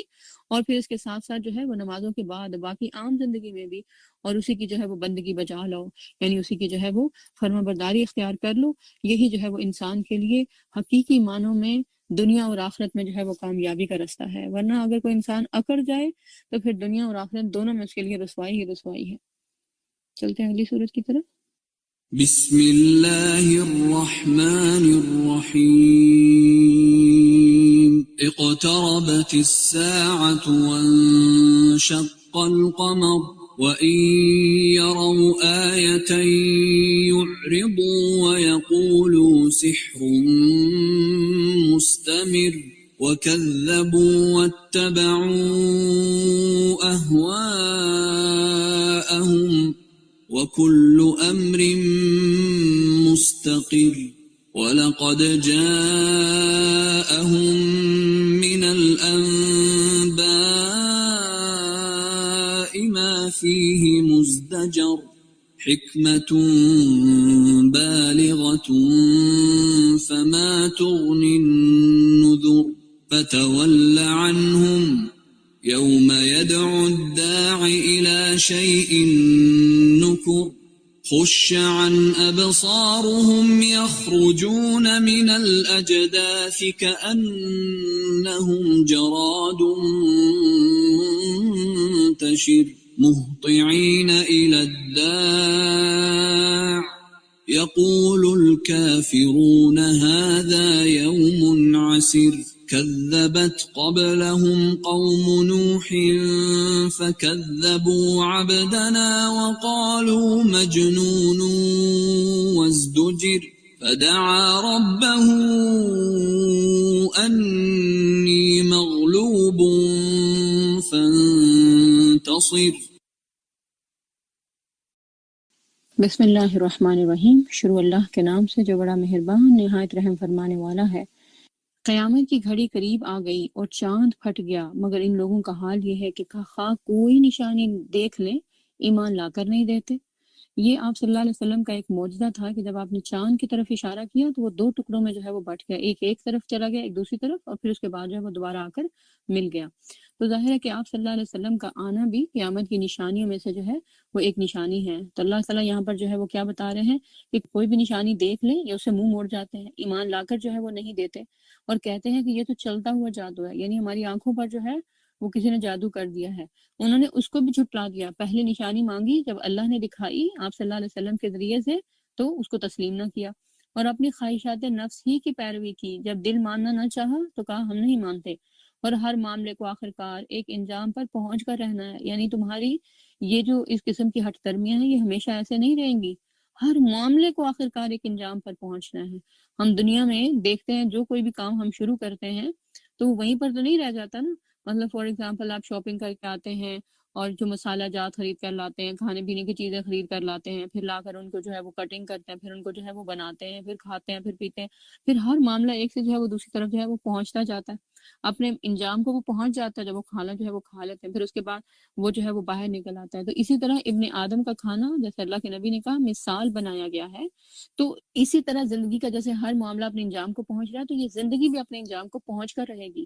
لیکن جب وہ اپنے انجام کو پہنچ جائے گی اس وقت اگر لوگوں کو ہوش آیا تو پھر اس ہوش کے آنے میں اور اس غفلت کے ہاتھ سے چھوٹنے میں کوئی فائدہ نہیں. انسان کا فائدہ کیا ہے کہ آج اسی دنیا میں جو ہے انسان اس بات کو سمجھ لے کہ یہ دنیا جو ہے اس کو بھی اپنے انجام کو پہنچنا ہے، لہٰذا ابھی جو ہے اس کو اس غفلت کو وہ ختم کر دے. ان لوگوں کے سامنے پچھلی قوموں کے وہ حالات آ چکے ہیں جس میں سرکشی سے باز رکھنے کے لیے کافی سامان عبرت ہے، اور ایسی حکمت جو نصیحت کے مقصد کو بدرجہ اتم پورا کرتی ہے. یعنی کہ اس میں ایسی نصیحتیں بھی موجود ہیں کہ اگر کوئی لینا چاہے تو اس کو فائدہ ہوگا، مگر تنبیہات ان پر کارگر نہیں ہوتی. وارننگز ایسے لوگوں کی کوئی کام نہیں آتی جو ان سے ان وارننگز کے سے جو ہے وہ سبق نہیں سیکھتے. بس اے نبی صلی اللہ علیہ وسلم ان سے رخ پھیر لو، بہت توجہ دینے کی ضرورت نہیں ہے ان کو. یعنی بات نصیحت تو کرتے رہیں آپ، لیکن یہ کہ بہت زیادہ جو ہے وہ ان کے لیے دکھی ہونے، پریشان ہونے اور ان کے لیے جو ہے وہ ایفرٹس کرنے کی ضرورت نہیں ہے. جس روز جو ہے پکارنے والا ایک سخت ناگوار چیز کی طرف پکارے گا، یعنی قیامت کا جب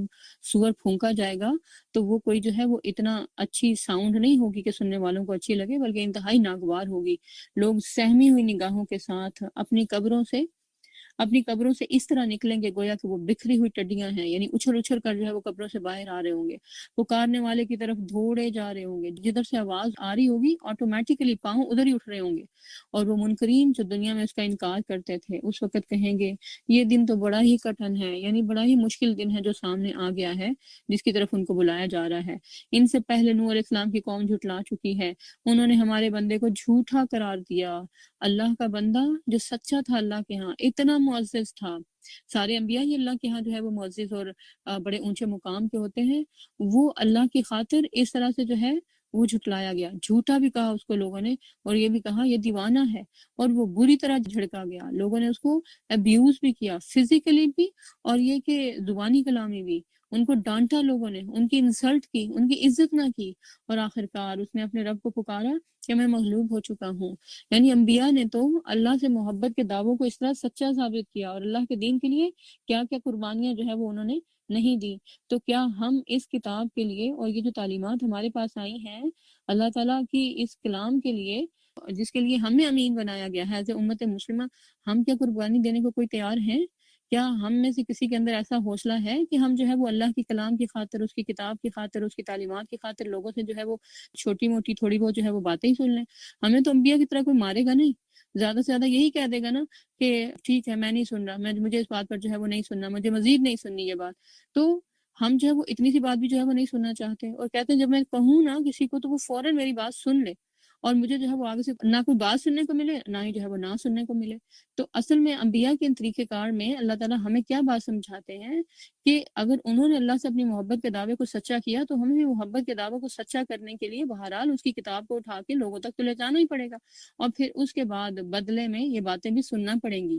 تو پھر جو اللہ کی خاطر اپنی انسلٹ کرا لے گا اللہ تعالیٰ اس کی دنیا میں اور آخرت میں اس کی عزت کو بلند کر دیں گے. اب اللہ تعالیٰ یہاں بتا رہے ہیں کہ اس نے اپنے رب کو پکارا. نوح علیہ السلام نے ان سے کہا کہ میں مغلوب ہو چکا ہوں، اب تو ان سے انتقام لے. تب ہم نے جو ہے موسلادھار بارش سے آسمان کے دروازے کھول دیے. اب اللہ تعالیٰ نے انتقام لیا اور زمین کو پھاڑ کر چشموں میں تبدیل کر دیا، اور یہ سارا پانی اس کام کو پورا کرنے کے لیے مل گیا، یعنی زمین آسمان کا جو مقدر ہو چکا تھا، یعنی ان کا عذاب. اور نوح علیہ السلام کو ہم نے ایک تختوں اور کیلوں والی پر سوار کر دیا، یعنی کشتی کے اوپر جو ہماری نگرانی میں چل رہی تھی. یہ تھا بدلہ اس شخص کی خاطر جس کی ناقدری کی گئی تھی. تو گویا اللہ کی خاطر اگر آپ اپنی ناقدری کروا لیں گے تو اللہ تعالیٰ آپ کی عزت میں بھی اضافہ کرے گا، اور جو آپ کی ناقدری کرے گا اس کی بھی شامت آ جائے گی۔ اور اس کشتی کو ہم نے ایک نشانی بنا کر چھوڑ دیا، پھر کوئی ہے نصیحت قبول کرنے والا؟ اور یعنی کہ اس قرآن کو سن کر، اس بات کو سن کر جو ہے وہ اپنے لیے جو ہے وہ راہیں آسان کرنا چاہے، اللہ کی بات کو جو ہے وہ سننا چاہے، اس کے اوپر جو ہے وہ عمل کرنا چاہے، ہے کسی کے پاس اتنا ٹائم؟ دیکھ لو کہ کیسا تھا میرا عذاب اور کیسی تھی میری تنبیہات۔ ہم نے اس قرآن کو نصیحت کے لیے آسان ذریعہ جو ہے وہ بنا دیا ہے۔ وَلَقَدْ يَسَّرْنَا الْقُرْآنَ لِلذِّكْرِ فَهَلْ مِن مُدَّكِرٍ، تو پھر کیا ہے کوئی نصیحت قبول کرنے والا؟ پھر ہے کسی کے پاس ٹائم کہ اللہ کی بات کو سنے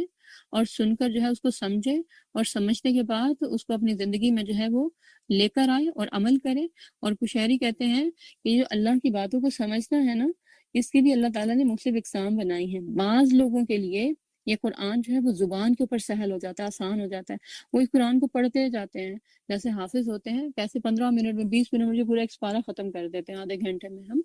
اور بعض لوگ جو ہیں ان کے دل پر جو ہے اس کو آسان کیے، اس کے معنی سمجھنا، اس کے مطلب سمجھنا، اور اس کے معنی اور مطلب جو ہے وہ نکالتے چلے جاتے ہیں، اور اس کو ان کے اندر اتنا لطف آتا ہے کہ وہ اسی کے اندر جو ہے وہ کھبے رہتے ہیں۔ اور پھر تیسرا جو ہے وہ کیا ہے، کتاب لے کر اس کے اوپر جو ہے اس کے لیے عمل کرنا آسان ہو جاتا ہے اس کے لیے۔ تو یہ سارے درجات جو ہیں یہ قرآن کے مختلف لوگوں کے لیے ہے۔ کسی کے لیے اس کا حفظ آسان ہو جاتا ہے، کسی کے لیے اس کی تلاوت آسان ہو جاتی ہے، کسی کے لیے اس کے مطلب اور معنی سمجھنا جو ہے وہ آسان ہو جاتا ہے۔ تو اللہ تعالیٰ نے ہم میں سے ہر ایک شخص کو جو ہے وہ مختلف صلاحیتیں دی ہیں، اور ہمیں سے ہر شخص کا جو انٹرسٹ ہے وہ ڈیفرنٹ رکھا ہے۔ اب دیکھنا ہمیں خود ہے۔ قرآن تو سمجھنے کے لیے آسان ہے، اور اللہ تعالیٰ نے بتانے کے لیے بھی اس کو آسان کیا ہے۔ ہم میں سے کون ہے جو اس کے لیے وقت نکالنے کو تیار ہے، اور وقت نکال کر اس کو جو ہے اس کے ساتھ ٹائم لگانا چاہتا ہے، اس کی کمپنی میں بیٹھنا چاہتا ہے، اس کا علم حاصل کرنا چاہتا ہے؟ اور اگر جو کوئی تیار ہے تو پھر جو ہے اللہ تعالیٰ نے اس کے لیے مواقع بھی جو ہے وہ پیدا کر دیے ہیں۔ کوئی شخص یہ نہیں کہہ سکے کہ اللہ تعالیٰ کہ آپ نے کتاب کو تو آسان کہا تھا مگر میرے لیے تو موقع ہی نہیں تھا۔ کوئی ڈھونڈنا چاہے تو اللہ تعالیٰ کیا کہتے ہیں کہ ہم اس کے لیے موقع پیدا کر دیتے ہیں، ہم اس کو آسانیاں دیتے ہیں۔ ادھر ہی شاعر نے کہا ہے نا کہ جو ڈھونڈے تو ہم اس کو شانیں کئی دیتے ہیں، اس کی پھر شان بھی بلند ہوتی ہے۔ قرآن کے ساتھ لگنے سے تو شان ڈیفینیٹلی بلند ہوتی ہے، کیونکہ یہ عزت والی کتاب ہے نا، اس کی عزت میں بھی اللہ تعالیٰ اضافہ کرتے ہیں۔ ہاں، ہمارا مقصد یہ نہیں ہونا چاہیے کہ ہاں ہم اس قرآن کو پڑھیں تو ہماری عزت میں اضافہ ہو، یہ تو اللہ کی خوشنودی اور اس کی فرما برداری ہی کے لیے جو ہے اس کے ساتھ تعلق ہونا چاہیے، لیکن بہرحال اس سے یہ سارے فائدے تو ضرور حاصل ہوتے ہیں۔ پھر اللہ تعالیٰ آگے بتاتے ہیں عاد نے جھٹلایا تو دیکھ لو کیسا تھا میرا عذاب اور کیسی تھی میری تنبیہات۔ ہم نے ایک پہم نحوست کے دن سخت طوفانی ہوا ان پر بھیج دی جو لوگوں کو اٹھا اٹھا کر پھینک رہی تھی، یعنی ہوا اتنی تیز تھی کہ لوگوں کو اٹھا اٹھا کر پھینک رہی تھی جیسے کہ وہ جڑ سے اکھڑے ہوئے کھجور کے تنے ہوں۔ بس دیکھ لو کیسا تھا میرا عذاب اور کیسی تھی میری تنبیہات۔ اور ہم نے اس قرآن کو نصیحت کے لیے آسان ذریعہ بنا دیا ہے۔ کیسے جو ہے وہ اللہ تعالیٰ نے قصوں کے ذریعے، کہانیوں کے ذریعے بھی نصیحت کی ہے۔ پھر ہے کوئی نصیحت قبول کرنے والا؟ ہے کسی کے پاس اتنا ٹائم؟ سمود نے تنبیہات کو جھٹلایا اور کہنے لگے ایک اکیلا آدمی جو ہم ہی میں سے ہے، کہ اب ہم اس کے پیچھے چلیں اور اس کا اتباع ہم قبول کر لیں، اس کی بات مان لیں؟ تو اس کے معنی تو پھر یہ ہوں گے کہ ہم بہک گئے ہیں، یعنی یہ بہکا ہوا تو ہم بھی بہکے ہوئے ہیں، اور ہماری عقل جو ہے وہ ماری گئی ہے۔ کیا ہمارے درمیان بس یہی ایک شخص تھا جس پر خدا کا ذکر جو ہے وہ نازل کیا گیا؟ یعنی اپنے آپ کو وہ بڑا سمجھتے تھے کہ ہمیں بھی پیغمبری ملنی چاہیے تھی۔ نہیں، بلکہ یہ پلے درجے کا جھوٹا اور برخود غلط ہے۔ ہم نے اپنے پیغمبر سے کہا کل ہی انہیں معلوم ہو جائے گا۔ یہ کل سے مراد کل نہیں ہے، یعنی ان کا وقت جانے دو، ابھی ان کو موقع دو، پتہ چل جائے گا ان کو جلدی۔ کل ہی ان کو معلوم ہوا چاہتا ہے کہ کون پلے درجے کا جھوٹا اور برخود غلط ہے۔ ہم اونٹنی کو ان کے لیے فتنہ بنا کر بھیج رہے ہیں، اب ان کی اصل آزمائش شروع ہو رہی ہے۔ اب ذرا صبر کے ساتھ دیکھ کہ ان کا کیا انجام ہوتا ہے۔ ان کو جتا دے کہ پانی ان کے اور اونٹنی کے درمیان برابر تقسیم ہوگا، اور ہر ایک اپنی باری کے دن پانی پر آئے گا۔ آخرکار ان لوگوں نے اپنے آدمی کو پکارا اور اس نے اس کام کا بیڑا اٹھایا اور اونٹنی کو مار ڈالا۔ پھر دیکھ لو کیسا تھا میرا عذاب اور کیسی تھی میری تنبیہات۔ یعنی جب لوگ نہیں رکے تو پھر اللہ تعالیٰ نے بھی ان کو عذاب میں پکڑ لیا۔ ہم نے ان پر بس ایک ہی دھماکہ چھوڑا اور وہ باڑے والے کی باڑ کی طرح بھس بن کر رہ گئے۔ ہم نے اس قرآن کو نصیحت کے لیے آسان ذریعہ بنا دیا ہے۔ اب کوئی نصیحت قبول کرنے والا؟ ہے کسی کا دل؟ ہے کسی کے اندر خواہش پیدا ہوئی جو اس کے پاس آنا چاہے، جو اس کی نصیحت کو قبول کرنا چاہے؟ لوط کی قوم نے تنبیہات کو جھٹلایا اور ہم نے پتھراؤ کرنے والی ہوا اس پر بھیج دی۔ صرف لوط کے گھر والے اس سے محفوظ رہے، ان کو ہم نے اپنے فضل سے رات کے پچھلے پہر بچا کر نکال دیا، اور یہ جزا دیتے ہیں ہم ہر اس شخص کو جو شکر گزار ہوتا ہے۔ تو اسے کیا پتہ چلتا ہے؟ شکر گزاری انسان کی مصیبتوں اور آزمائشوں کے کٹنے کا بھی جو ہے وہ ذریعہ بن جاتی ہے۔ لوط نے اپنی قوم کے لوگوں کو ہماری پکڑ سے خبردار کیا، مگر وہ ساری تنبیہات کو مشکوک سمجھ کر باتوں میں اڑاتے رہے، یعنی کہ مذاق بھی اڑاتے رہے اور اس کے ساتھ ساتھ یہ بھی کہ دیکھا جائے گا۔ پھر انہوں نے اسے اپنے مہمانوں کی حفاظت سے باز رکھنے کی بھی کوشش کی۔ آخر کار ہم نے ان کی آنکھیں موند لی، یعنی اتنی سخت ان کو نیند آ گئی کہ وہ جو ہے وہ ان کے گھر کی طرف نہ پلٹ پائے، اور کہا کہ چکھو اب میرے عذاب اور میری تنبیہات کا مزہ۔ صبح سویرے ہی ایک اٹل عذاب نے ان کو آ لیا۔ چکھو مزہ اب میرے عذاب کا اور میری تنبیہات کا۔ ہم نے اس قرآن کو نصیحت کے لیے آسان ذریعہ بنا دیا ہے، بس ہے کوئی نصیحت قبول کرنے والا؟ اور آل فرعون کے پاس بھی تنبیہات آئی تھیں، مگر انہوں نے ہماری ساری نشانیوں کو جھٹلا دیا اور ہم نے انہیں پکڑا جس طرح کہ کوئی زبردست قدرت والا پکڑتا ہے، یعنی کہ کوئی انتہائی کنٹرول رکھنے والا جب کسی ایسے جو ہے گستاخ کو پکڑتا ہے۔ کیا تمہارے کفار کچھ ان سے زیادہ بہتر ہیں؟ یہ آسمانی کتابوں میں تمہارے لیے کوئی معافی ہے، یعنی تم میں کوئی ایکسیپشنل کیس ہو کہ تمہیں جو ہے وہ معافی دے دی گئی ہے؟ یا ان لوگوں کا کہنا یہ ہے کہ ہم ایک مضبوط جتھا ہیں اور اپنا بچاؤ کر لیں گے، یعنی ہم بڑے طاقتور ہیں۔ عنقریب یہ لشکر، یہ جتھا شکست کھا جائے گا اور سب پیٹ پھیر کر بھاگتے نظر آئیں گے، بلکہ ان سے نبٹنے کے لیے اصل وعدے کا وقت تو قیامت ہے، اور وہ بڑی ہی بری آفت اور زیادہ تلخ ساتھ ہے۔ دنیا میں تو جو عذاب منکرین کو، منافقین کو اور کافروں کو ملتا ہے، آخرت کا عذاب اس سے زیادہ سخت ہے۔ یہ مجرم لوگ در حقیقت غلط فہمی میں مبتلا ہیں اور ان کی عقل ماری گئی ہے۔ جس روز یہ منہ کے بل آگ میں گھسیٹے جائیں گے، اس روز ان سے کہا جائے گا کہ اب چکھو جہنم کی لپٹ کا مزہ۔ ہم نے ہر چیز ایک تقدیر کے ساتھ پیدا کی ہے، یعنی ہر چیز جو ہے اس کی تقدیر مقرر ہے۔ یہ دنیا کے اندر جو کچھ بھی انسان کو نظر آتا ہے نا، یہ پودے ہیں، درخت ہیں، انسان ہیں، جانور ہیں، حتیٰ کہ پہاڑ ہے، زمین ہے، ستارے ہیں، سیارے ہیں، چاند، سورج، یہ سب چیز جو ہے اس کی تقدیر اللہ تعالیٰ نے مقرر کی ہوئی ہے۔ اور یہ تقدیر جو ہے زمین و آسمان کے پیدا کرنے سے 50,000 سال پہلے اللہ تعالیٰ نے لکھ دی تھی۔ اور جیسے قلم کو حکم دیا تھا کہ لکھو، تو اس نے کہا کیا لکھوں؟ اللہ تعالیٰ نے کہا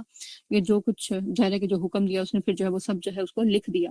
تو یہ یعنی درخت کیا کریں گے، جانور کیا کریں گے، کتنے بچے پیدا ہوں گے، کس کا کیا ہوگا، کون کتنا وقت جو ہے وہ گزارے گا، یہ سب پہلے سے لکھا ہوا ہے۔ اور آگے اللہ تعالیٰ کیا بتا رہے ہیں؟ ہمارا حکم بس ایک حکم ہوتا ہے، یعنی اللہ تعالیٰ کن کہتے ہیں اور وہ فیکون ہو جاتا ہے،